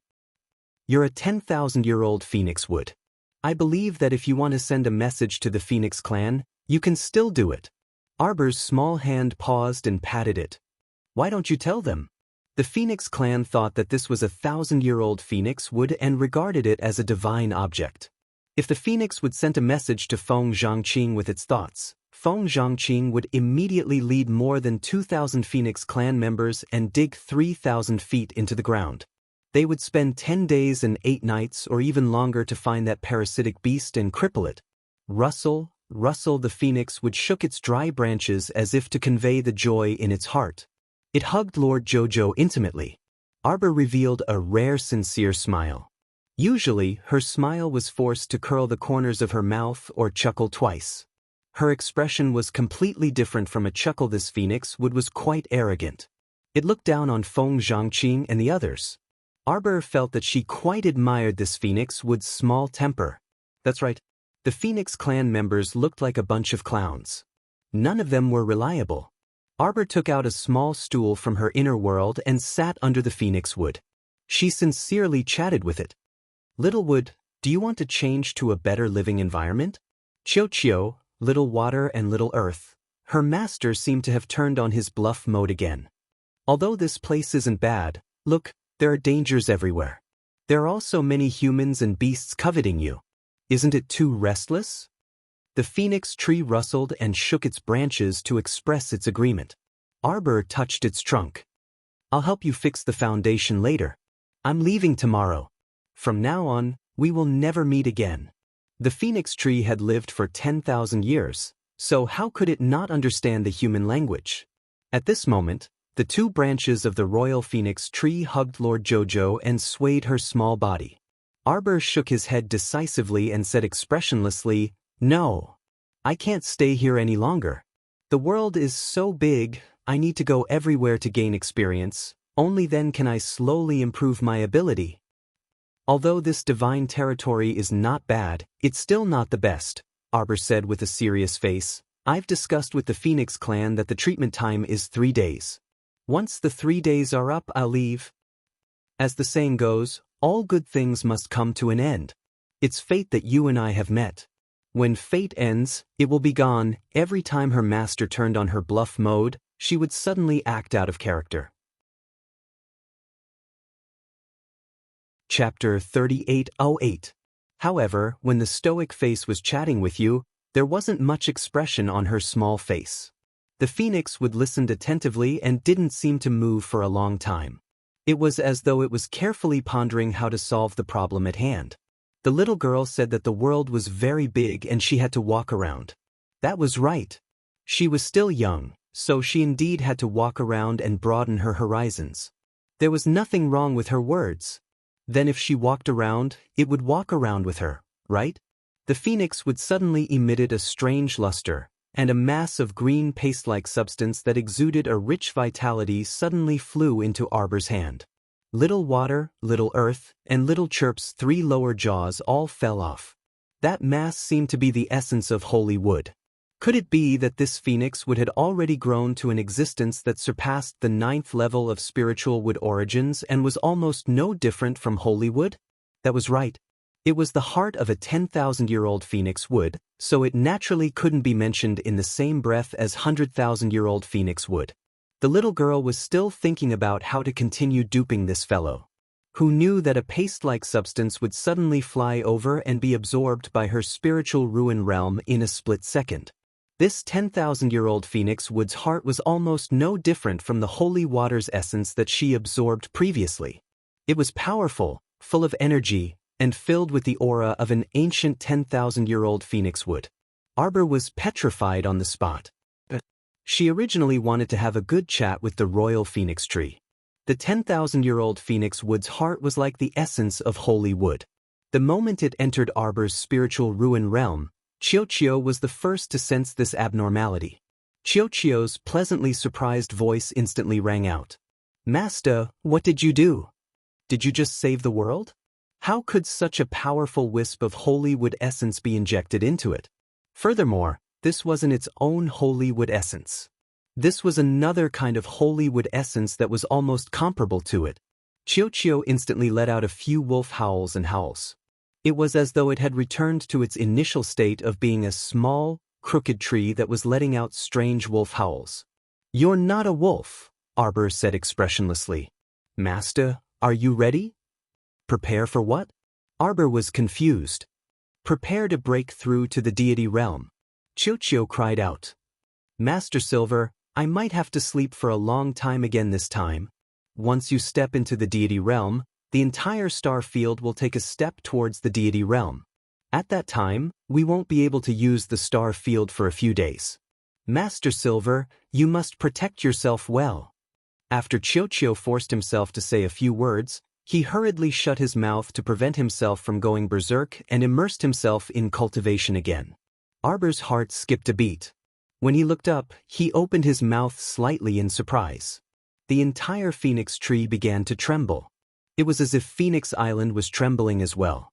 The earth trembled and the island in the center of the lake rippled, but it did not affect He-Chin and the others who were meditating and cultivating in the Phoenix Spring.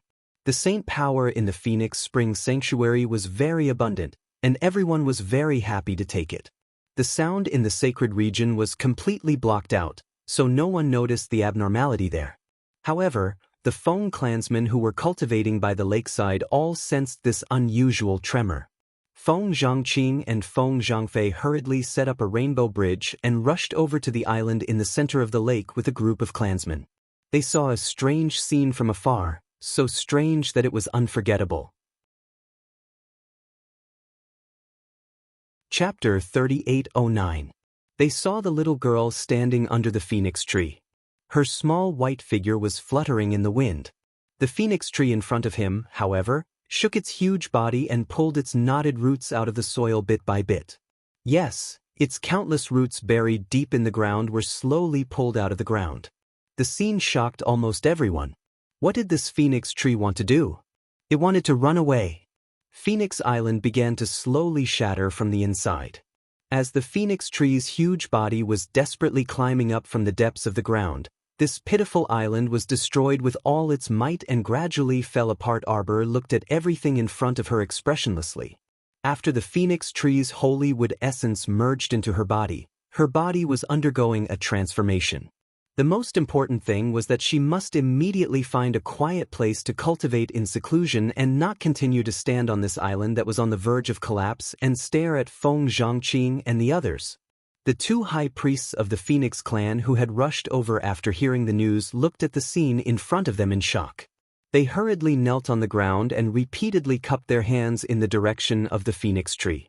"Quick, everyone, kneel down and worship our clan's saintess." Everyone was dumbfounded. Worship who? These two high priests were second only to the chief grand elder in their clan. When the chief grand elder was in seclusion, all the clan's affairs were handled by the clan leader and these two high priests. The two high priests basically had the authority of the deputy clan leader in the Phoenix clan. Moreover, they were already old and had deep qualifications. They were respected by everyone in the clan, and no one dared to disobey them. When the clan leader, Feng Zhangqing, saw them, he had to respectfully address them as high priests.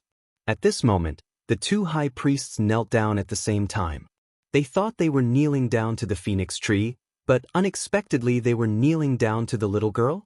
Quick, kneel down. Kneel down. The two great consecrators turned around and glared at the phoenixes. How could the Phoenix clan members dare to refute them? Although everyone was dumbfounded, they all obediently knelt down. Feng Zhangqing was about to kneel down when he was stopped by the angry Feng Zhangfe. Big brother, they're crazy. Should we go crazy with them? Kneel for what? Where did the saintess come from? The Phoenix clan had never had a saintess. How dare you? The two high consecrators glared at Feng Zhangfei angrily before bowing repeatedly in Xiaomu's direction. This darn brat is insensible, please forgive him, Saint Lady. Quick, kneel down and pay your respects. Not to mention the phoenixes, even Sir Jojo was a little confused. Needless to say, she herself was quite disgusted with the titles of Saintess and Saintess. When she heard others call her Saintess, she reflexively thought of the pretentious Saintess of the Sun Moon Temple. After Du Chunjiang left, Nie Yaoguang seemed to have disappeared without a trace. He probably went back to his nest. Why were these people kneeling and worshipping her, and even calling her Saintess? What a joke! Arbor was speechless as he looked at the people who were led by the two consecrators. They cupped their hands and bowed to him. His small body was a little stiff. The Saintess has been born. A great consecrator wiped his old tears and turned to Feng Zhangqing with excitement. Our Feng clan has hope in the future. Clan leader, the Saintess has been born. The phoenix tree can be saved. Feng Zhangqing was still dumbfounded. Chapter 38:10. He was really curious. He didn't know where this Saintess came from. Why were the two consecrators so agitated? Quick, go and ask Great Elder to come out of seclusion. The other consecrator also turned around and instructed the two clansmen behind him, tell Great Elder that the Saintess has come into being. Everyone, two great consecrators, this Phoenix Island was about to completely collapse. Shouldn't it be more appropriate for them to leave as soon as possible? At this very moment, the 10,000-year-old phoenix tree finally broke free from the shackles of the ground and completely pulled its roots out of the ground. After a round, it shrank a lot. After a few rounds, it shrunk to a height of 3 meters. In an instant, the crown of the tree was wrapped in crimson leaves. It grew leaves. The phoenix tree actually grew leaves. Feng Zhangqing looked at everything in front of him in shock and involuntarily got up from the ground. 3 days, no, 3 days hadn't passed yet. Sure enough, the little girl had brought the phoenix tree back to life. Not only did she bring it back to life, but the phoenix tree also crawled out of the ground. Big brother, this phoenix tree has become a spirit. Feng Zhangfei cried out in alarm. What does it want to do? It's been following the little stoic face. Could it be that it wants to run away with the stoic face? These words were simply the thoughts of many Phoenix clansmen.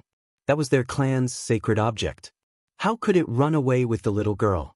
They absolutely couldn't let it run away. Shut up, all of you shut up. The two consecrators immediately jumped up and cupped their hands at Arbor. They turned around and berated Feng Zhangfei. Stinking brat, what are you saying? How dare you be so rude to the Saintess? What stoic face? Even if the Saintess had a stoic face, she was still the Phoenix clan's most honorable Saintess. Our ancient Phoenix clan scrolls have records of this. When the Phoenix clan's ancestors found this divine realm in Phoenix Forest, the Phoenix tree had already existed in the divine realm. It can even be said that the reason why this area we cultivate in became a divine realm is entirely because of the sacred power released by the Phoenix tree when it breathes in and out.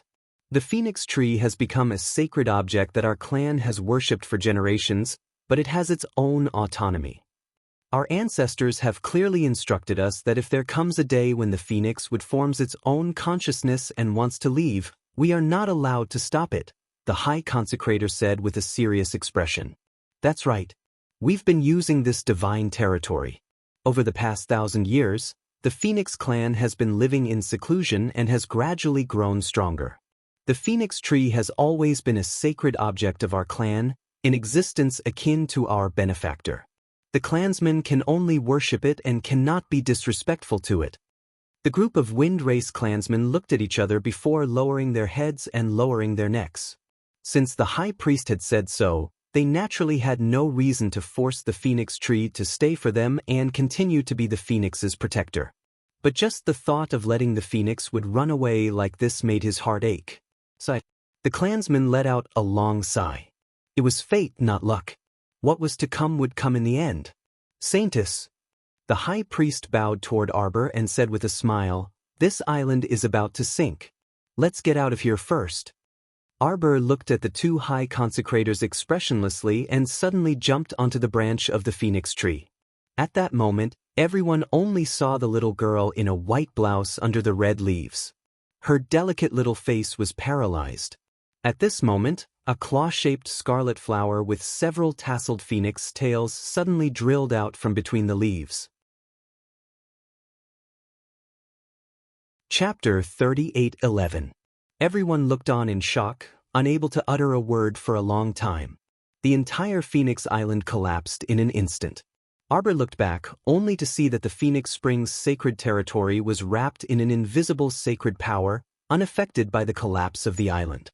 Hu Shurchin and the others were soaking in the Phoenix Spring, completely unaware of the changes in the outside world. Following an arc of white light, they suddenly sank into the lake. Arbor frowned slightly and quickly released her divine sense to take a look. She found that everyone was still meditating in the Phoenix Spring. However, the Phoenix Spring was like a spherical isolation shield, completely shielding them from the outside world. Arbor heaved a sigh of relief, hugged the Phoenix wood, and smashed into the water with a bang. Saintess! The two high priests were shocked. As soon as Arbor entered the water, she was like a fish in water.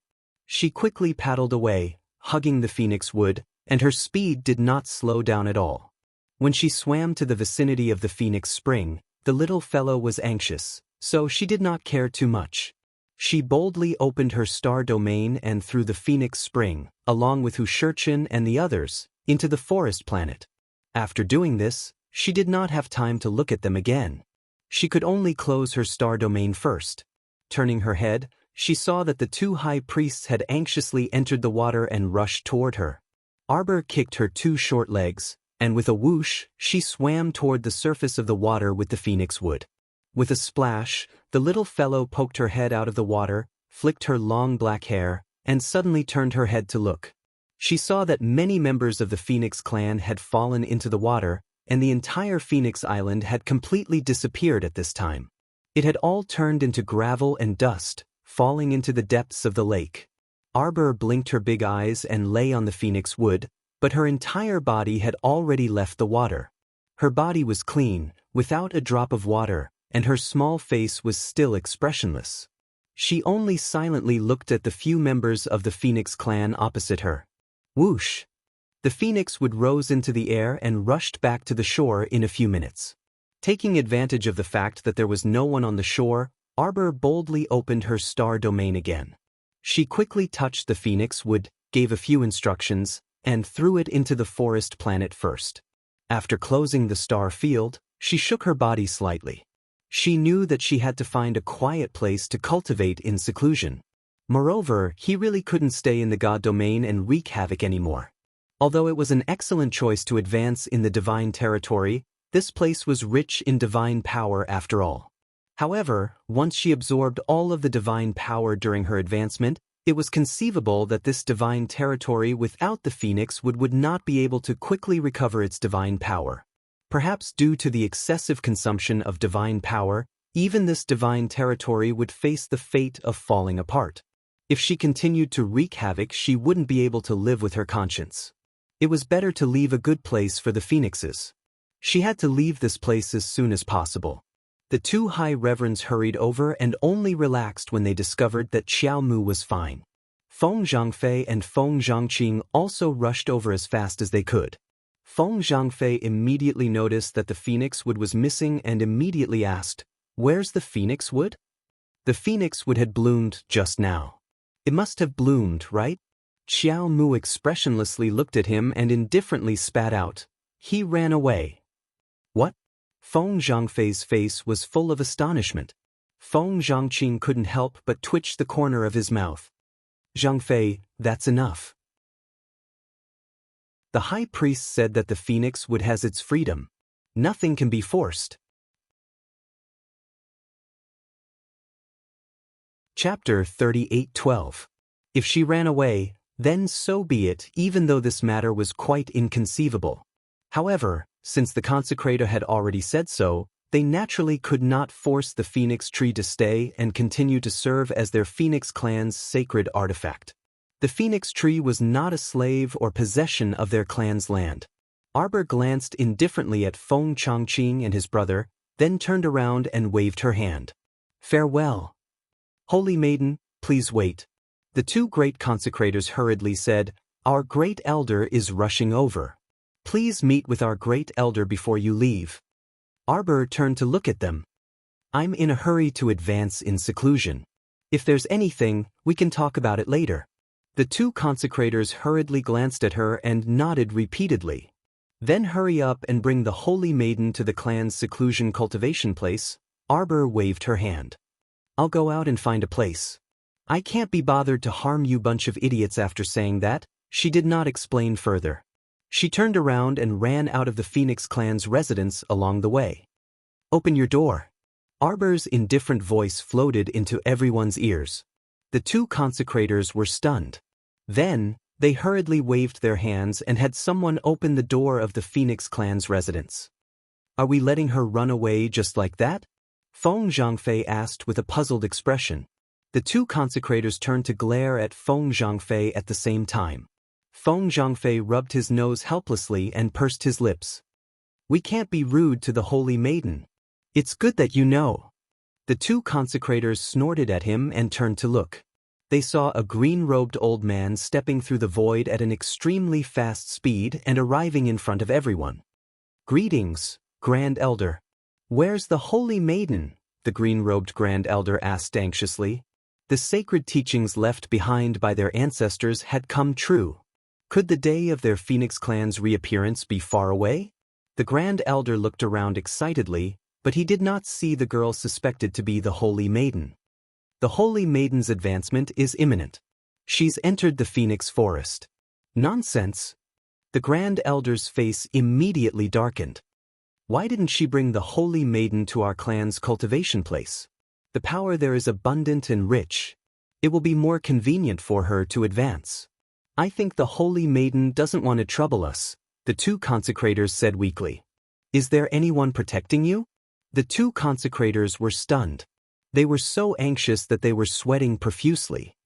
There's no one by the Holy Maiden's side. Quick, quick, go out and look for him. She shouldn't have run too far. She's probably hiding somewhere nearby. The Phoenixes hurriedly opened the door of their residence and went out in groups to look for Jojo. On the other side, after Arbor left the Phoenix clan's residence, he hurriedly found a place with dense woods nearby. The place in Arbor happened to be densely packed with trees. The trees formed a circle and there were many low shrubs in front, which made it easy for people to hide. Arbor found a tall tree with a large shrub in front of it, dug a hole, and went in. Then he began to set up defenses. The advancement this time was of the utmost importance. Although time was of the essence, the necessary preparations could not be neglected. Arbor flicked her fingers several times, setting up multiple layers of defense, confinement, binding, and overlapping talisman formations around her. Afterwards, she set up a dozen or so mirage talisman matrices in the vicinity. Xiao Mu's projection could be seen meditating and cultivating inside each of the talisman matrices. Every Sir Xiao Xiao was expressionless. After doing all this, Arbor scraped out a drop of blood from her fingertip, drawing talisman in the air, gathering talisman power. Chapter 38:13. With a heavy expression, Arbor drew runes and connected them, reinforcing the Vajra talisman, gravity talisman, and shielding talisman on the tree. In the blink of an eye, The tree arbor was on seemed to have disappeared from the world, and no one could find a trace of its aura. She knew all too well what kind of commotion she would cause when she advanced. She didn't even need to think about it, it would definitely be earth-shattering. If everyone rushed over to Feng Mulin's side, wouldn't it disturb her important advancement? Thus, the shielding talisman formation was of the utmost importance.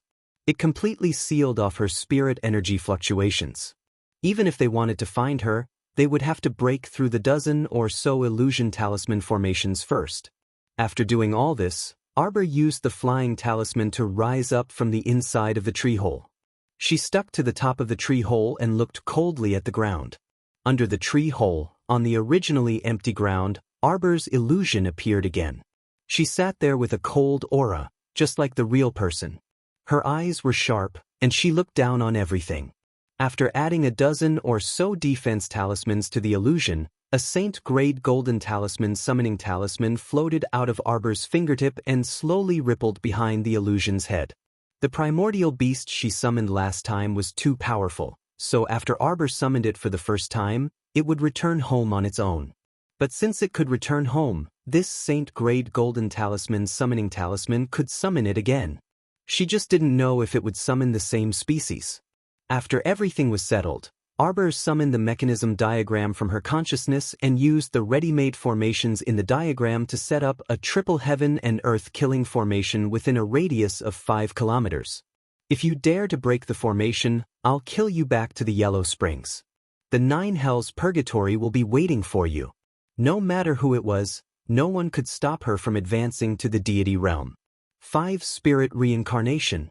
No matter who it was, if they dared to hurt her, they would die after everything was done. Arbor expressionlessly put countless defense talisman formations on her body, then slowly closed her eyes. Just like the mystic realm and spirit ascension realm, Arbor couldn't hide in the star field to cultivate with such a huge leap in cultivation. Firstly, it would affect her ability to absorb world spirit energy from the outside world. Secondly, it might affect the transformation of her star domain from spirit realm to god realm. The advancement of her god domain was too important. She wouldn't gamble on it unless it was absolutely necessary. The moment Arbor closed his eyes, he could clearly feel the entire star field beginning to close. Fortunately, she had already received the little tree's hint and moved some necessities into her inner world. Her little companions were all left in the star field, including the little blue snake on her wrist. She had also thrown it back. The moment spirit realm turned into a star domain. Although the star domain was very turbulent, the benefits were also enormous. Although she was alone now, when she thought that everyone was by her side, her heart was filled with endless courage. Xiao Mu was sitting cross-legged in the air a dozen or so meters above the tree hole. As he closed his eyes, he began to absorb the surrounding spiritual energy of heaven and earth.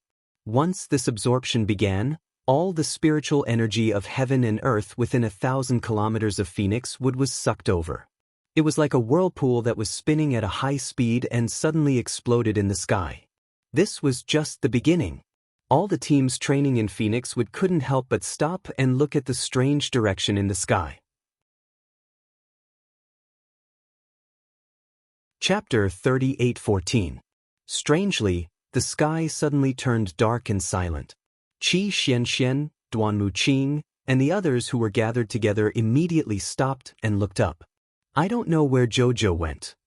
He should be fine, right? Qi Xianxian asked worriedly. He shouldn't be. Duanmu Qing shook his head. You forgot that the venerable Peach Blossom Immortal, His Excellency Little Tai Sui, and the others can come and help at any time. Little Fatty nodded as well. Qiao Qiao will be fine. But this strange phenomenon in the sky seems a little strange. Could it have something to do with Jojo? Don't be so suspicious. Everyone talked as they walked. When they saw that the sky had completely darkened, they couldn't help but stop. It was still afternoon, but the sky was already as dark as the middle of the night. It was too strange. The situation in front is unclear. Let's find a safe place to stay first and continue when the sky is normal. Okay. When Jojo wasn't around, everyone was used to listening to Duanmu Qing's orders. When they heard him say that, they naturally nodded in agreement. At the same time, many of the other training squads and mercenaries in the Phoenix Woods also stopped. Some cautious team leaders made the same decision as Duan Muqing. They stopped their team's movements and temporarily made everyone stay where they were. Everyone didn't know what was going on. They also didn't know that the sky was changing and that someone was advancing to the godly state. Most people only felt that the sky was so strange that something big was about to happen. Just as everyone was attracted by the sky phenomenon, Arbor, who was hiding in the tree hole and cultivating, could clearly feel that all the spirit chi of heaven and earth was flocking towards her. Right now, the tree she was on was completely enveloped by dense spiritual energy. Eben couldn't see the tree's true appearance. A whirlpool formed by heaven and earth opened above the tree's head. Endless spirit chi swirled in the center. All the spirit chi within 1,000 miles was flocking towards her without any resistance. Even a blind person could see that there was a problem with this level of spirit chi. Outside Phoenix Woods, Gu Yixuan, who was supposed to return to the academy a few days ago, didn't actually go back. As for Huang Qishan, Su Fugue and Zhong He, the three of them were also by his side. 3 days ago, they joined a small mercenary group called Fierce. The leader was a rank 14 Great Spirit Master in his 40s. He had a strong physique that ordinary Great Spirit Masters didn't have. He looked very powerful. Let's go and take a look. The captain of the Quang Meng mercenary team, Wang Quang, was not a person who was afraid of trouble. He was a guy who would appear wherever there was danger. Seeing such a phenomenon, not only did they not set up camp like the other teams, but they were also in high spirits. Although Gu Yixuan didn't say anything, he had some doubts in his heart. For the sky to be so abnormal, it was either that someone was advancing in rank or that a treasure had appeared. Captain. A seductive woman, whose face was painted red and green like a monkey's but grinned. Our spy is back. Ah, Little Bean is back. Tell me about the situation ahead. Someone is advancing. It's in the forest ahead. Little Bean's eyes flashed with excitement. He's advancing to the godly state. He's probably about to enter the 5-spirit reincarnation. Then what are we waiting for? Ha! Chapter 38:15. There are actually people advancing in a place like the Phoenix Forest, aren't they just waiting to be killed? The female mercenary in the ferocious mercenary team smiled sweetly, her eyes flashing slightly. Wang Quang laughed out loud and stretched out his large palm, holding the woman's shoulder and nodding approvingly. Yao Hong is right. Everyone get ready, we will set off now. Xiao Dou will lead the way. All right. The dark and skinny mercenary named Xiao Dou immediately stood up and led the team into the Phoenix Forest. The ferocious mercenary team, including Gu Yixuan and the other 3, had a total of 25 people. Huang Qishan approached Gu Yixuan and whispered to him, "Are we really not going back to the academy? Do we still have to go in with them to stir up trouble?" Gu Yixuan clenched his fists unwillingly. We joined Wang Quang's mercenary team so that we can enter the Phoenix Forest as cultivators. If we leave now, all our previous efforts will be wasted. Another royal school student, Zhong He, could not help but say. Su Fugue glanced at the worried Huang Qishan and grinned. Brother Huang, you're not scared, right? What a joke, why would I be scared? Huang Qishan glared at him and glared at Su Fugue. I already said that Brother Huang would not be scared off by a few words from a teacher. Su Fugue shrugged. Besides, we are not going to cause trouble. It's just that there is a strange phenomenon in the Phoenix Forest. As cultivators, we have the obligation to go and investigate. Su Fugue's words were dignified and were quite persuasive. If Huang Qishan did not know this person's character well, he would have been fooled by him. Hey, are you guys going or not? At this moment, one of the members of the mercenary team turned around and frowned at the 4 royal school students behind them. He could not help but shout at them. Go, go, we're coming. Gu Yixuan and the other 3 responded and quickly rushed over. Boys, don't worry. Since you are here to train in the Phoenix Forest, we can't let you return empty-handed. Wang Quang hugged the woman who was twisting and turning around and smiled at Gu Yixuan and the other 3. If you follow Brother Wang, you'll be able to pick up some benefits. Gu Yishuan nodded, thanked Wang Kuang, and quickly followed after them with Huang Qishan and the other two. Wang Kuang was right. Since they had entered a mountain of treasures, how could they let them return empty-handed? He had to dig up something from the Phoenix Wood Forest to bring back. Otherwise, it would be a wasted trip. Wang Kuang hugged the woman beside him as he chuckled and said, "I wonder who it is that has the guts to advance in a place like this. Brother Wang, although I don't know who it is, it's definitely someone with a bad brain." Xiaodou laughed. "There are so many mercenary teams here, as well as teams of experiencers. There might even be some murderers who escaped from the city. Haha, she's advancing here. Isn't she just waiting to be besieged?" "That's right. It's fine if you say that she's going to find a secluded place in the city to advance. There are guards in the city to maintain law and order. Even if there are experts who have designs on her, they would still have to consider the people above." One of the mercenaries pointed to the sky. That's right." Xiaodou laughed again. "Now, this person is a fat piece of meat in the eyes of all the experiencers." Chapter 38:16. Wang Kuang narrowed his eyes and nodded. "You're right. Brothers, what are we waiting for? Let's hurry up. Why didn't you stay at home and advance steadily? Why did you have to come to such a holy place to gain experience? This was the way of the world. There were many people who wanted to take advantage of the situation to kill others and steal their treasures. There were a few other bold mercenary teams that moved at the same time as Wang Kuang. They had the same idea as Wang Kuang and the others, which was to rush over and get some benefits. It took courage to advance in such an unstable environment because everyone knew that advancement wasn't something that could be done in a day or a few hours. Especially for Arbor, who had to go through the 5-spirit reincarnation to break through to the immortal state. No matter which part of the process went wrong, all the previous efforts would be wasted. Many of them had been stuck in a certain realm for 3 to 5 years, or even more than 10 years. When they saw others advance, their eyes turned red with jealousy. Under such circumstances, wouldn't it be great to follow the group and cause trouble? Anyway, they weren't the unlucky ones. Everyone was just following the crowd and causing trouble. There was nothing to be afraid of. At that time, when that person failed to advance, there would definitely be someone who would kill him first. Many people had the idea of following along to watch the show and then return with something for free. Killing others and stealing their treasures? Just thinking about it made them excited. Shi Lang and his mercenary group of more than 30 people had the same idea. While rushing, they kept an eye on the changes in the weather and headed toward Arbor's hiding place. As soon as they arrived, Shi Lang found that there were more than 100 people who had arrived earlier than them. These mercenary teams didn't move forward. They were all huddled together and talking noisily. Shi Lang rolled his eyes and went up to greet them with a smile. "Hey, isn't this the leader of the Dai, or mercenary group? This is Queen Fu Sha from the Dafeng tribe, right?" Queen Fu Sha, who was wearing a red veil and had a hot body, glanced at Shi Lang and snorted. "What's wrong with everyone? Why are you all standing around here and not continuing?"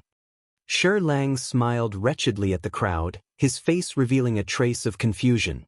"Captain Shi Lang, there's something you don't know. There's a large-scale formation here, and we're still thinking of a way to break it." A mercenary group leader smiled and said to Shi Lang, "That's right, you're a 5th-rank mercenary group. There are no less than 7 or 8 12th-rank Great Spirit Masters in your mercenary group. How about this? Let your subordinates try to open this array formation." Shi Lang chuckled and glanced at the mercenary group leader. Wishful thinking. He wanted his subordinates to take the lead. If something happened, wouldn't his men die at the very front? Did he think he was stupid? Shi Lang swept his gaze around with a fake smile. "Everyone present has a higher cultivation base than my legionnaires. Why don't you all go first?" Everyone secretly cursed the old fox. They hesitated and paced back and forth outside the needle technique. For the time being, no one dared to step forward. "Out of the way, out of the way, out of the way." A delicate rebuke came from behind the crowd. Everyone turned around and saw a tall, thin, and average-looking woman walk over. Behind her were 2 young men and 2 young ladies. One of the young ladies looked like a well-bred young lady who had been raised in a boudoir. Chapter 38:17. The girl's face was beautiful and gentle. Her eyes were like a feather as they fluttered across everyone's heart, especially the tear mole at the corner of her eye. It perfectly complemented her soft face. She was truly a naturally charming little beauty. Lin Zhena was enraged by the way the mercenaries were openly sizing her up, and she roared at the Shirlang mercenary band, "Are you guys blind? How dare you look at our junior sister like that? Do you know who she is? She is the daughter of the City of Shadows' first city lord, Mu Jinghong. Fourth Miss, Mu Xiaoxue." The mercenaries immediately retracted their malicious gazes. The City of Shadows was a behemoth that no one dared to provoke. It was a hidden sect that transcended the 3 prefectures. There were countless experts among them. No one dared to provoke them. Moreover, it was said that their first city lord, Mu Jinghong, was a very unreasonable person who was very protective of her people. For people from such a large sect, everyone had a life lamp. If their life lamp was extinguished, Mu Jinghong would naturally receive the message. Then they could only wait to be unlucky. Those who dared to challenge the City of Shadows would eventually be killed by the countless experts sent by the City of Shadows. Thinking of this, the few daring mercenaries couldn't help but shudder and quickly retracted their gazes. Lin Zhena smiled proudly. Mu Xiaoxue said gently, "Everyone, I'm really sorry. My senior sister's temper is quite fiery. She only wanted to protect me.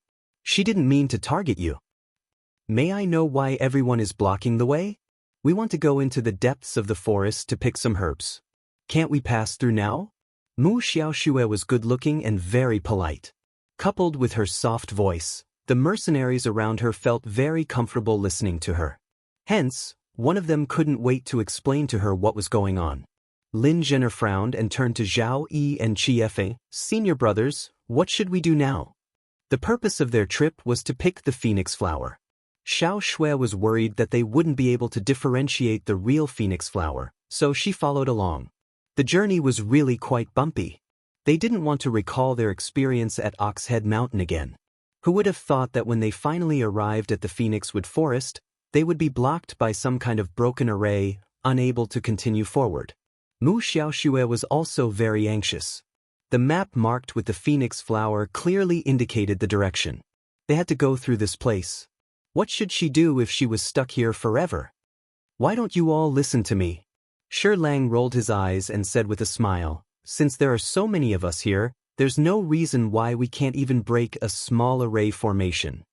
How about this? Each team will send out 3 of their strongest members and let them work together to break this formation. What do you all think? This is a very fair method." Wang Kuang hugged his woman and smiled. He waved his hand and pointed at the 3 strongest mercenaries in the team. As a result, each team sent out 3 members and walked forward. More than 20 people lined up in front of the array barrier. At the same time, they gathered their strength and threw out a punch. Boom, boom, boom, boom. Huge tremors resounded throughout the entire Phoenixwood Forest. Chapter 38:18.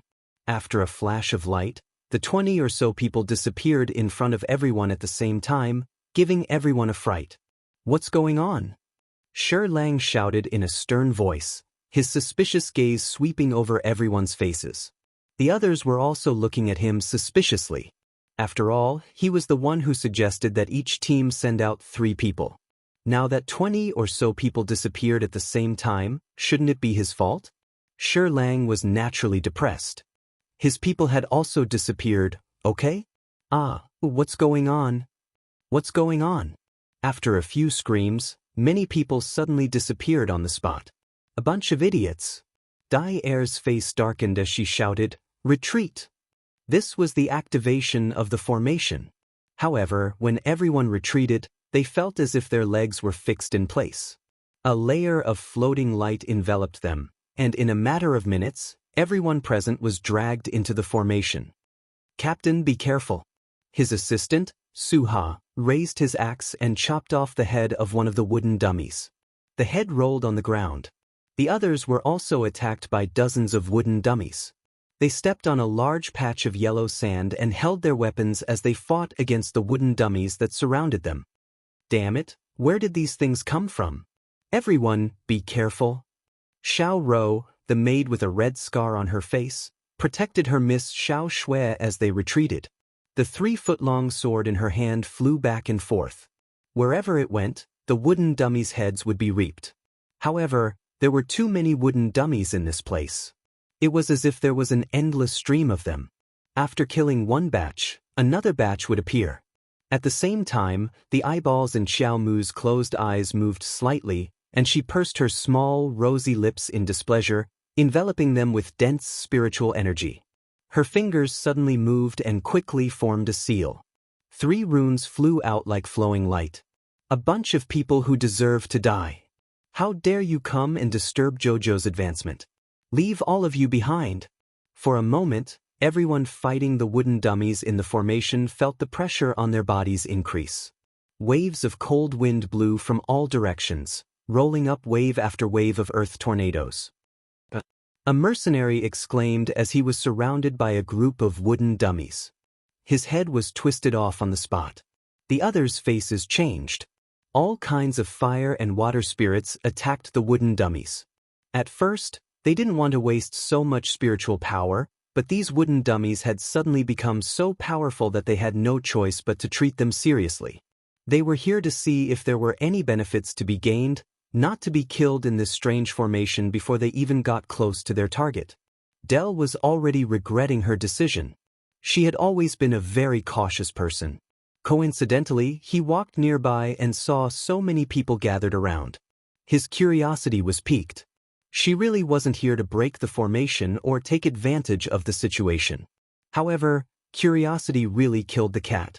Now, the entire team had been tricked by her curiosity.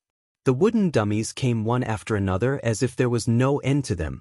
They did not know that Arbor had used the mechanism diagram to set up the triple heaven and earth killing array. Right now, they were only experiencing the first stage. Everyone, let's work together and carve out a path. Shi Lang shouted angrily. At this moment, no one could hold back anymore. If they didn't fight with their lives on the line, they might really die here. Everyone waved the weapons in their hands, and all kinds of spiritual energy smashed down without any regard for their lives. Chapter 38:19. Kill! Shi Lang and the others roared angrily as they charged forward and furiously hacked at the wooden dummies in front of them. Gu Yishuan furrowed his brow and kicked away the wooden dummy. He turned around and asked Huang Qishan breathlessly, "Old Huang, don't you think it's a bit strange?" "Of course it's strange. These damned wooden dummies seem to be endless." "That's true." Zhong He nodded. "No, don't you think this method is familiar?"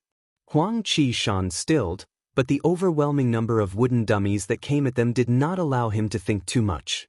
Everyone wanted to cry but had no tears. They could only wield their weapons and continuously hack, their movements very mechanical. At the same time, 3 fugitives gathered together and did their best to kill the black shadows that flew in front of them as they roared angrily. "Old Hang, how is the formation breaking? We can't hold on much longer here. This is the triple-layer killing formation of heaven and earth." An old man with white hair and a white beard who looked benevolent said as he stroked his beard, "The wooden dummies that we just broke through were the first layer of the formation. This is the second layer. If we want to break through, we'll probably have to expend even more effort than before.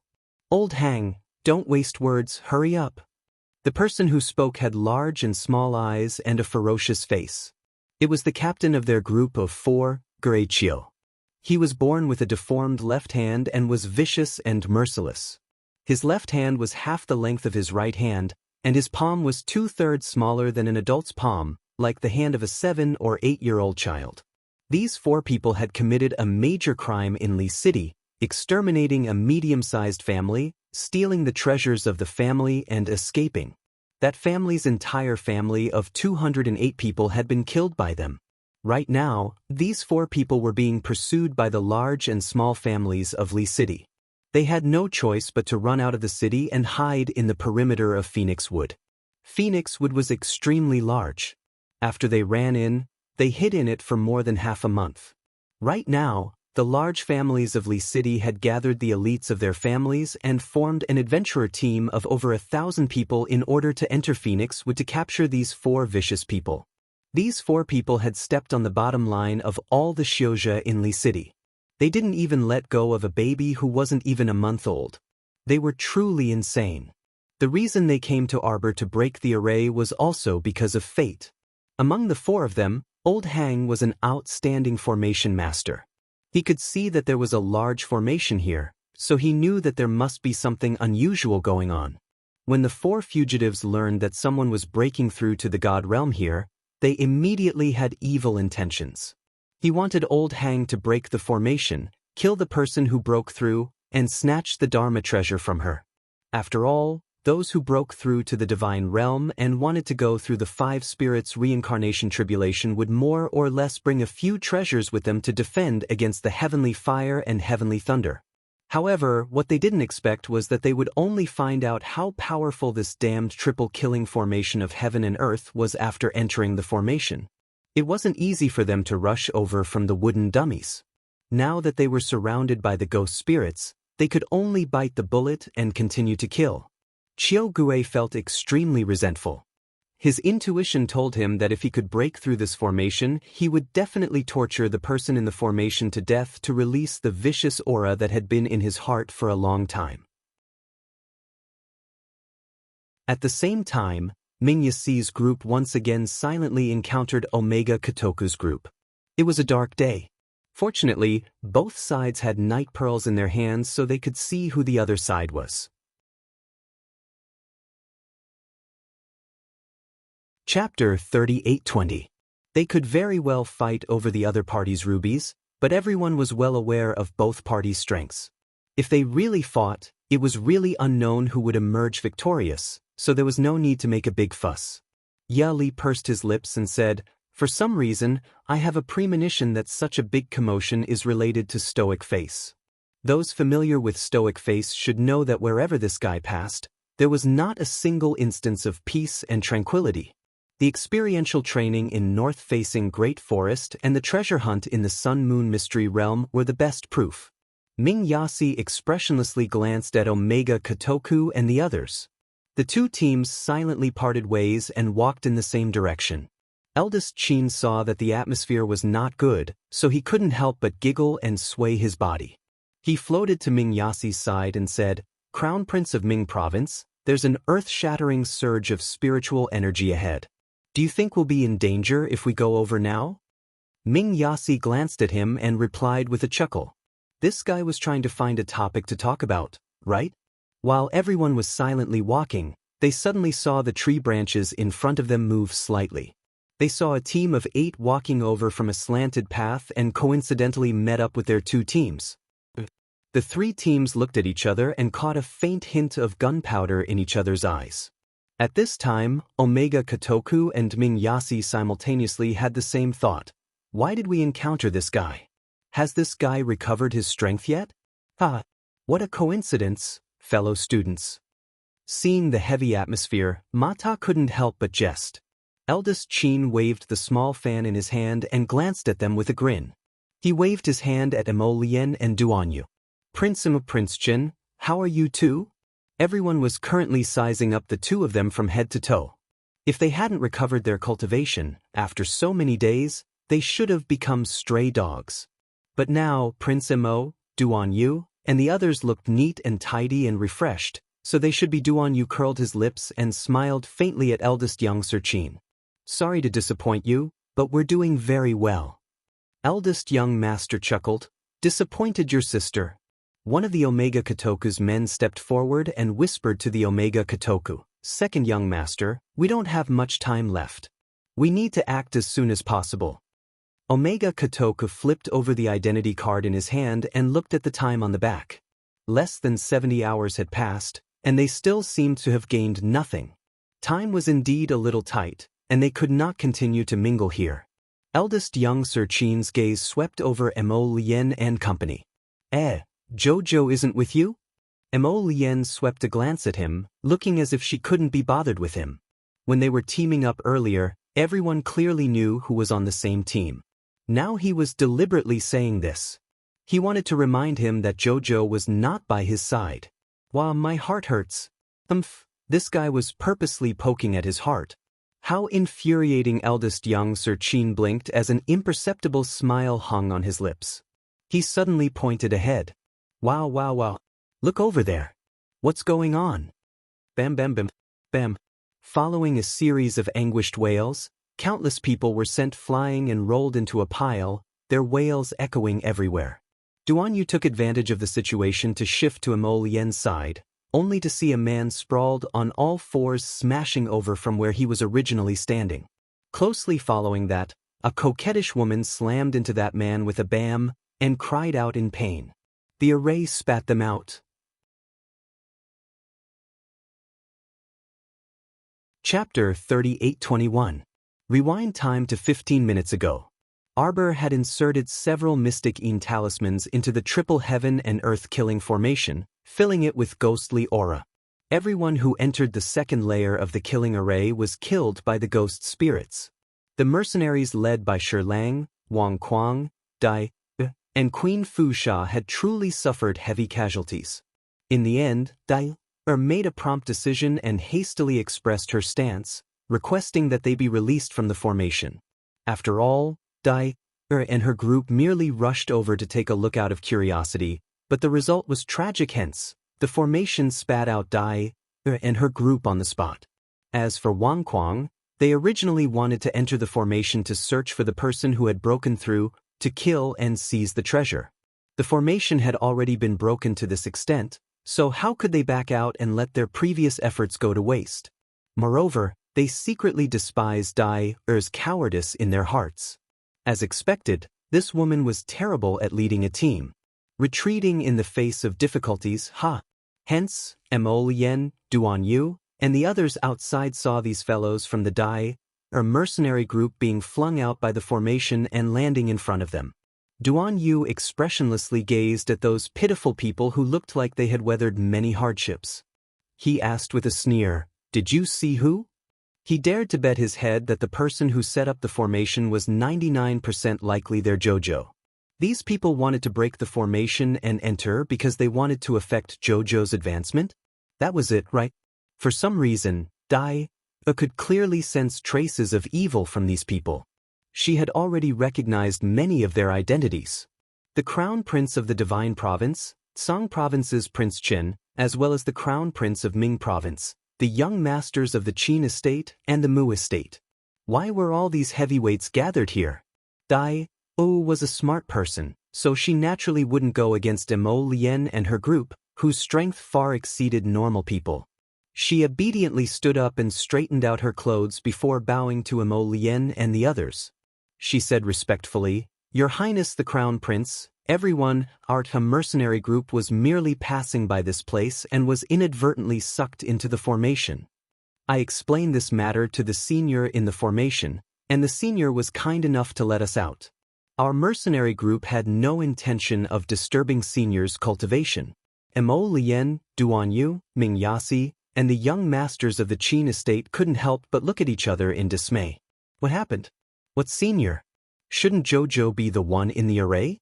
Mo Lien immediately understood what Del meant. Dai and the others probably didn't see who was inside the formation at all, right?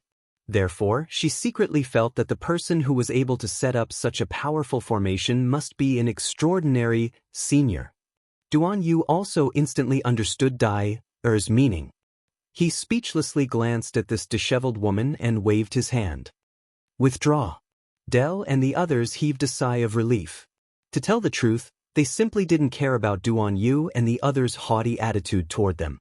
After all, these people before them all had extraordinary statuses, and none of them were people that a small fourth-grade mercenary group like theirs could afford to offend. "Thank you for sparing my life, senior." Del swore that she would never be curious about anything that had nothing to do with her anymore. "Let's go." Mo Lien sent a look at Duan Yu, Mu Xingchen, and the others. She immediately abandoned the Omega Kotoku, Ming Yasi, and the others and hurried toward the large formation. Chapter 38:22. He wanted to see who dared to force their way into the formation and wanted to disrupt JoJo's advancement. That person was simply outrageously audacious. This place is surrounded by a formation barrier. Mata reached out to touch the transparent barrier in front of them. As long as you don't actively attack this kind of large formation, it won't suck people in, Duan said indifferently. If you accidentally touch it, you'll only be repelled and won't be injured. So that Dell and her mercenaries must have attacked the formation before, which was why they were sucked in. Mo Lian's eyes darkened. How do we get in? Mu Xingchen asked anxiously, will JoJo be alright inside? After all, according to what Dell said earlier, there were more than 20 people who attacked the formation at the same time. More than 100 people had been sucked into the formation. Even if nearly half of them had died in the formation, there were still at least 70 to 80 people remaining in the formation, trying to break open the formation and harm Xiqiao. How could Mu Xingchen not be anxious? Don't worry, I have a way to get in. Mo Lian took out a vine branch from a sapling from her sleeve. However, the vine nimbly drilled through the barrier without any hindrance. It even dragged Mo Lian into the formation. Before Mo Lian went in, she grabbed Duan Yu's arm. Mu Xingchen and the others also hastily grabbed Duan Yu and followed the suction force into the barrier one by one.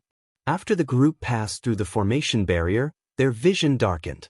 When they opened their eyes again, they were already in a scene of yellow sand filling the sky. Wooden dummies swarmed over from all directions. Just as they were about to attack them, they seemed to have sensed something and moved their arms and legs in a daze. Then all of them stopped. Mata, who jumped in fright and assumed a defensive stance, immediately breathed a sigh of relief when she saw that the wooden dummies didn't come over to attack. She heaved a long sigh. Heavens, where did JoJo get so many wooden dummies that can run, jump, and hit people? This should be a ready-made large formation in the mechanism diagram. Mo Lian said, JoJo used it to set up this killing array to prevent anyone from getting close to her body. It will hinder her from advancing. It looks like the little stoic is about to advance successfully, eldest young Sir Qin said with a grin. Duan Yu and the others all turned to glare at him. Why did this guy come in as well? Eldest young master raised his hands pitifully and said, I'm also here to help. Mo Lian glared at him before turning around to walk forward into the sand-filled sky. He had to find the eye of the array as soon as possible and get out of the array to find JoJo's correct position.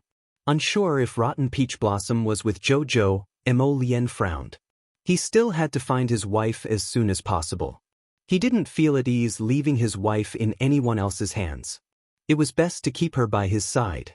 On the other side, Shi Lang and the others were almost driven mad. He looked on helplessly as a level 12 Great Spirit Master mercenary beside him was pierced through by 4 or 5 ghost spirits and turned into black ash. Shi Lang couldn't help but regret rashly entering the array to throw away his life.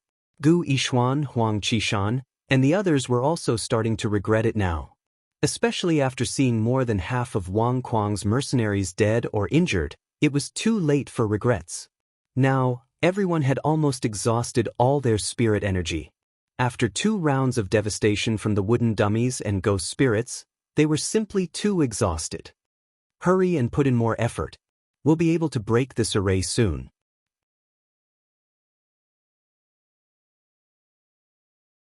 Chapter 38:23. Bang! Wang Kuang felt that the barrier in front of him seemed to have been broken.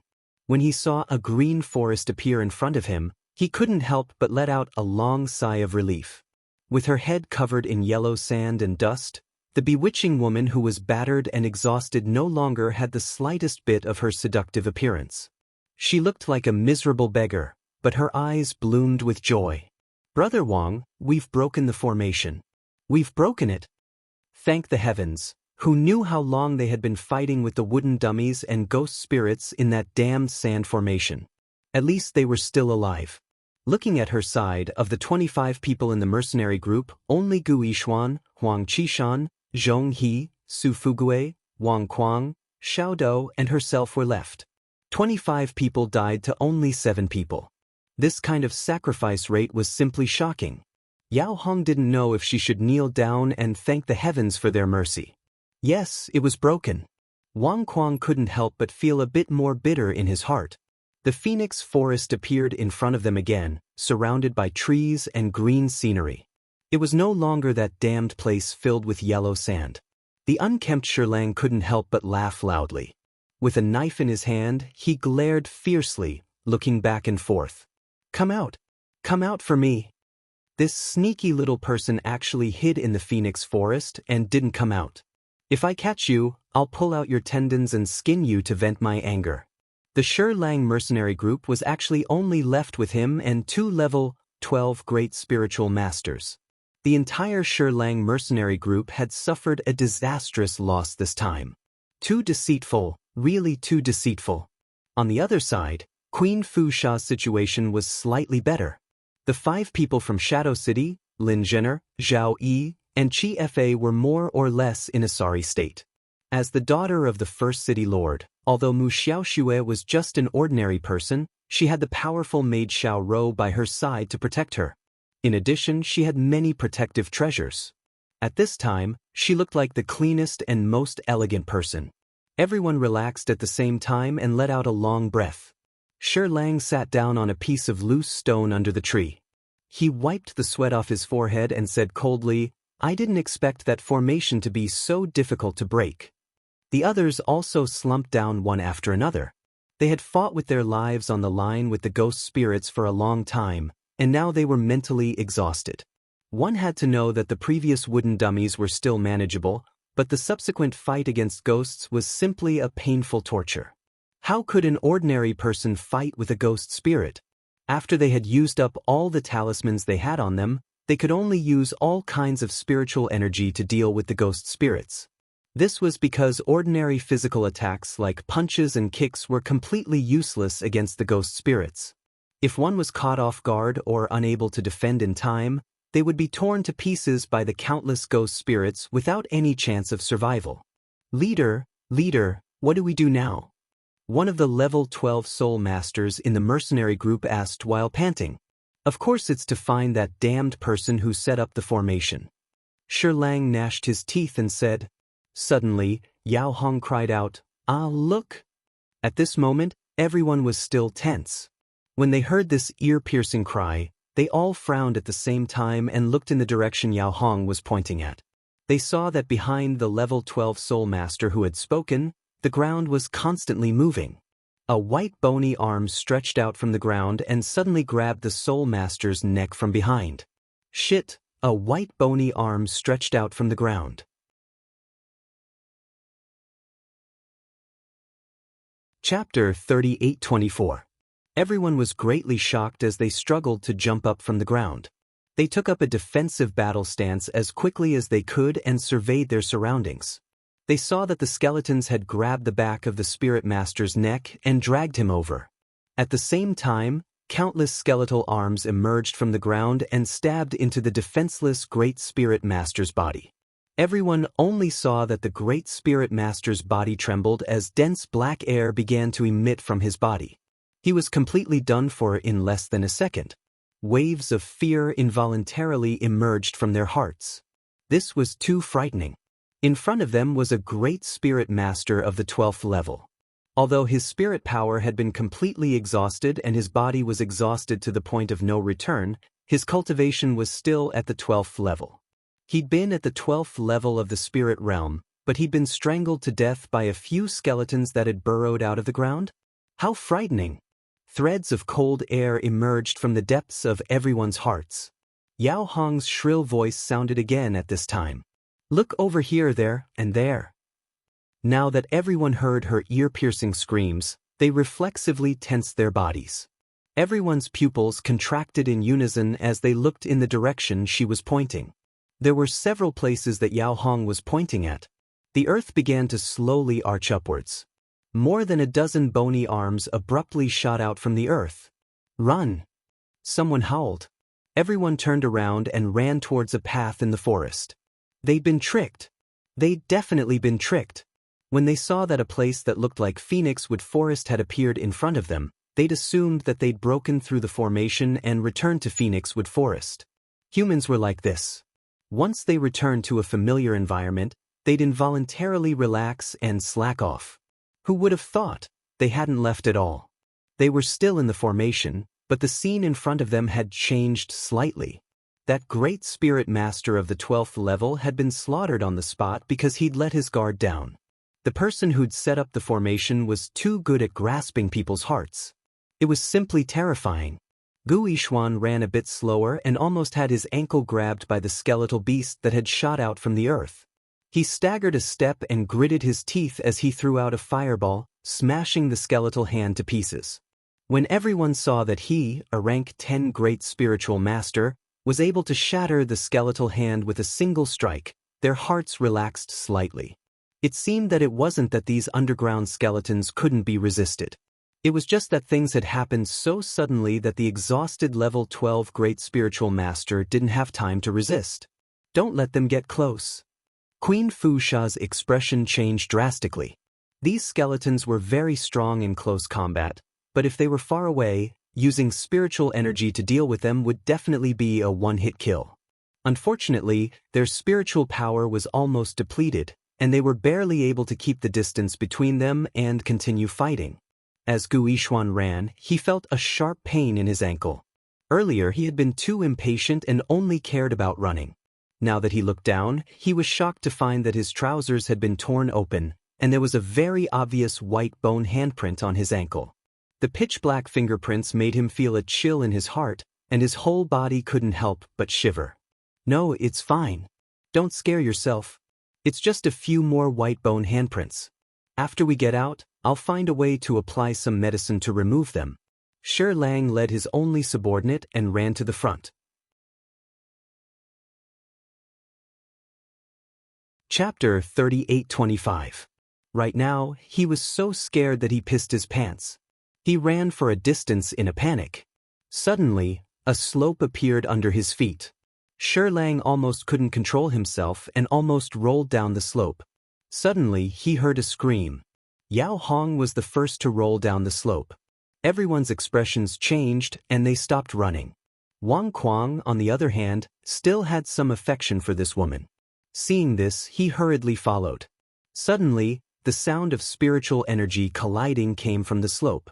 Shi Lang and the others were so scared that they almost pissed their pants. They reflexively wanted to run back. However, when they turned their heads, they discovered that the slope was surrounded by a large group of white skeletons. If they dared to rush up, it would be like sending sheep to the tiger's den. Everyone could only run down the slope. When they looked up, they saw that the white skeletons only surrounded the slope and didn't come down. Shi Lang and the others had just run down the slope when they were suddenly hit by a few streaks of spiritual energy. With a wail, they fell to the ground. Who are you people? Wang Kuang fell to the ground. His hands were bound behind him by divine power. Half of his face was rubbing against the ground. There was a large shoe print on his face. He was glaring hatefully at a deformed man who was hugging Yao Hong. The deformed man acted as if there was no one around and did not hold back at all as he touched Yao Hong. Slap. Wang Kuang's face was immediately slapped. He couldn't help but be secretly shocked. He was a level 14 Great Spirit Master. He was very clear about his strength. However, he was immediately bound by divine power. That ugly deformed man with different lengths on his left and right hands was actually a deity expert. We've already found the eye of the formation. A kind-looking old man smiled and nodded. They came at the right time. Let's use their blood to break the formation. What? Wang Kuang and the others showed a frightened expression. They saw the old man suddenly grab the last level 12 Great Spirit Master mercenary in the Shi Lang mercenary group. Amidst his miserable screams, he kicked him into the eye of a whirlwind. Everyone could see with their naked eyes that the person's skin and flesh were scraped off by the eye of the wind. His entire body twisted and fell to the ground. With a bang, he smashed into the eye of the formation. Bang, bang, bang. With a loud bang, the entire formation barrier suddenly disappeared into nothingness. Wang Kuang and the others were overjoyed to find that they had really reappeared in the Phoenix Woods this time. They could even smell the unique fragrance of the Phoenix Woods. Old Hang frowned and exclaimed. His eyes fell on a person who was less than 5 meters in front of him. A little girl dressed in a white robe with snow-white skin and exceptionally delicate features was sitting under an old tree. Above her head was a whirlpool of spiritual energy. He's going to advance to the divine realm at such a young age. Old Hang smiled with a hint of envy in his tone. How enviable. It's a pity that you don't have the life to continue. Ghost Dragon used its deformed short hand to grab the woman's waist. Yao Hong only felt that the deformed hand was like a soft, poisonous snake. It moved back and forth between her waist and buttocks, causing her entire body to stiffen. A sliver of fear appeared on her face. Heh, I hate those arrogant young men and women who rely on their aristocratic family's inheritance the most. Among the 4 outlaws, a well-built man crossed his arms and sneered. This formation made us waste so much effort. We definitely can't let this little girl off easily.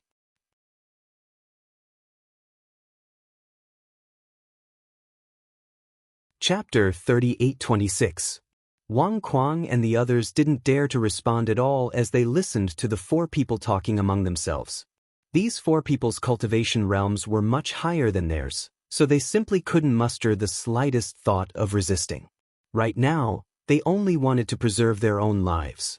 As for everything else, they would just take whatever step they took. Since this little lady dares to advance while hiding in this phoenix forest, she must have many good items on her. The outlaw's eyes revealed a barbaric glint. He held a large axe and swung it down at the little lady's head. Wang Kuang, Shi Lang, and the others couldn't help but be secretly alarmed by the power of this axe. They estimated that the power of this attack had already reached the level of a level 3 God Realm cultivator, far from what they could withstand. The Phoenix Forest trip was truly too unlucky for them. Bam! However, this strike of the axe only managed to open a tiny crack in the barrier above the little girl's head. It was a very small crack, but the moment the axe was lifted up, it slowly closed up. At this moment, the little lady, who was sitting cross-legged with her eyes closed to absorb spiritual energy, instantly opened her eyes. For a moment, everyone present subconsciously held their breaths. Those eyes were as deep as the night, without a trace of white in them. Her pupils were covered in an abnormally pure pitch-black color, which was abnormally bewitching. The man swinging the axe and hammer was also startled. He tightened his grip on the axe and roared, "How dare you scare me?" Hence, he swung the axe again at the little lady's head. Before his axe could land on the little lady's head, it was abruptly struck by a piercing bone nail and sent flying, smashing into a nearby tree with a swish. Mo Lien, Duan Yu, Mu Xingchen, ACI, and the others walked out of the forest path and sized up these people. Jojo. Mata pointed ahead agitatedly. Wait. Duan Yu reached out to stop him and turned to look at the man who had thrown away his axe and hammer and was looking at them in astonishment. How dare you be so arrogant? Mo Lien sneered and pointed at him. Gu Yixuan and the others were horrified to find that the deity realm expert, who was originally in front of them, had actually been blasted apart by the power of this finger. What kind of power was this? Eldest young Sir Qin narrowed his eyes. It looked like this guy and Duan Yu had indeed recovered their strength. Now, he was suddenly glad that he didn't act rashly earlier. What was going on? Ah, Jojo stood up. Mata suddenly exclaimed. Everyone's attention was once again pulled back, and they all exclaimed in their hearts. Sure enough, the little girl with the cold eyes really climbed up from under the tree. She held the thunderclap sword in her hand and was approaching them step by step. Oh my God, Jojo's current state. Why does it make people's hair stand on end? Could it be that this fellow would enter a state of complete disregard when he was cultivating? This isn't Jojo. Yas and the others felt their hearts skip a beat. It's an illusion talisman matrix. When this fellow's pitch-black eyes looked at them, they inexplicably felt a little cute amidst the creepiness. What was going on? Rustle, rustle. A gust of wind rustled the grass. Everyone reflexively turned to look and saw a dozen or so Sir Jojo standing up with the same thunderclap sword and cold, killing intent on their faces. You're tuning in to the Passion Pages YouTube channel. We're so grateful for your support, and don't forget to subscribe to join us on this incredible journey through captivating stories. Your generosity through donations truly makes a world of difference, as it's the primary source of revenue that allows me to expand and enhance this channel for you. Thank you from the bottom of my heart for being a part of this adventure.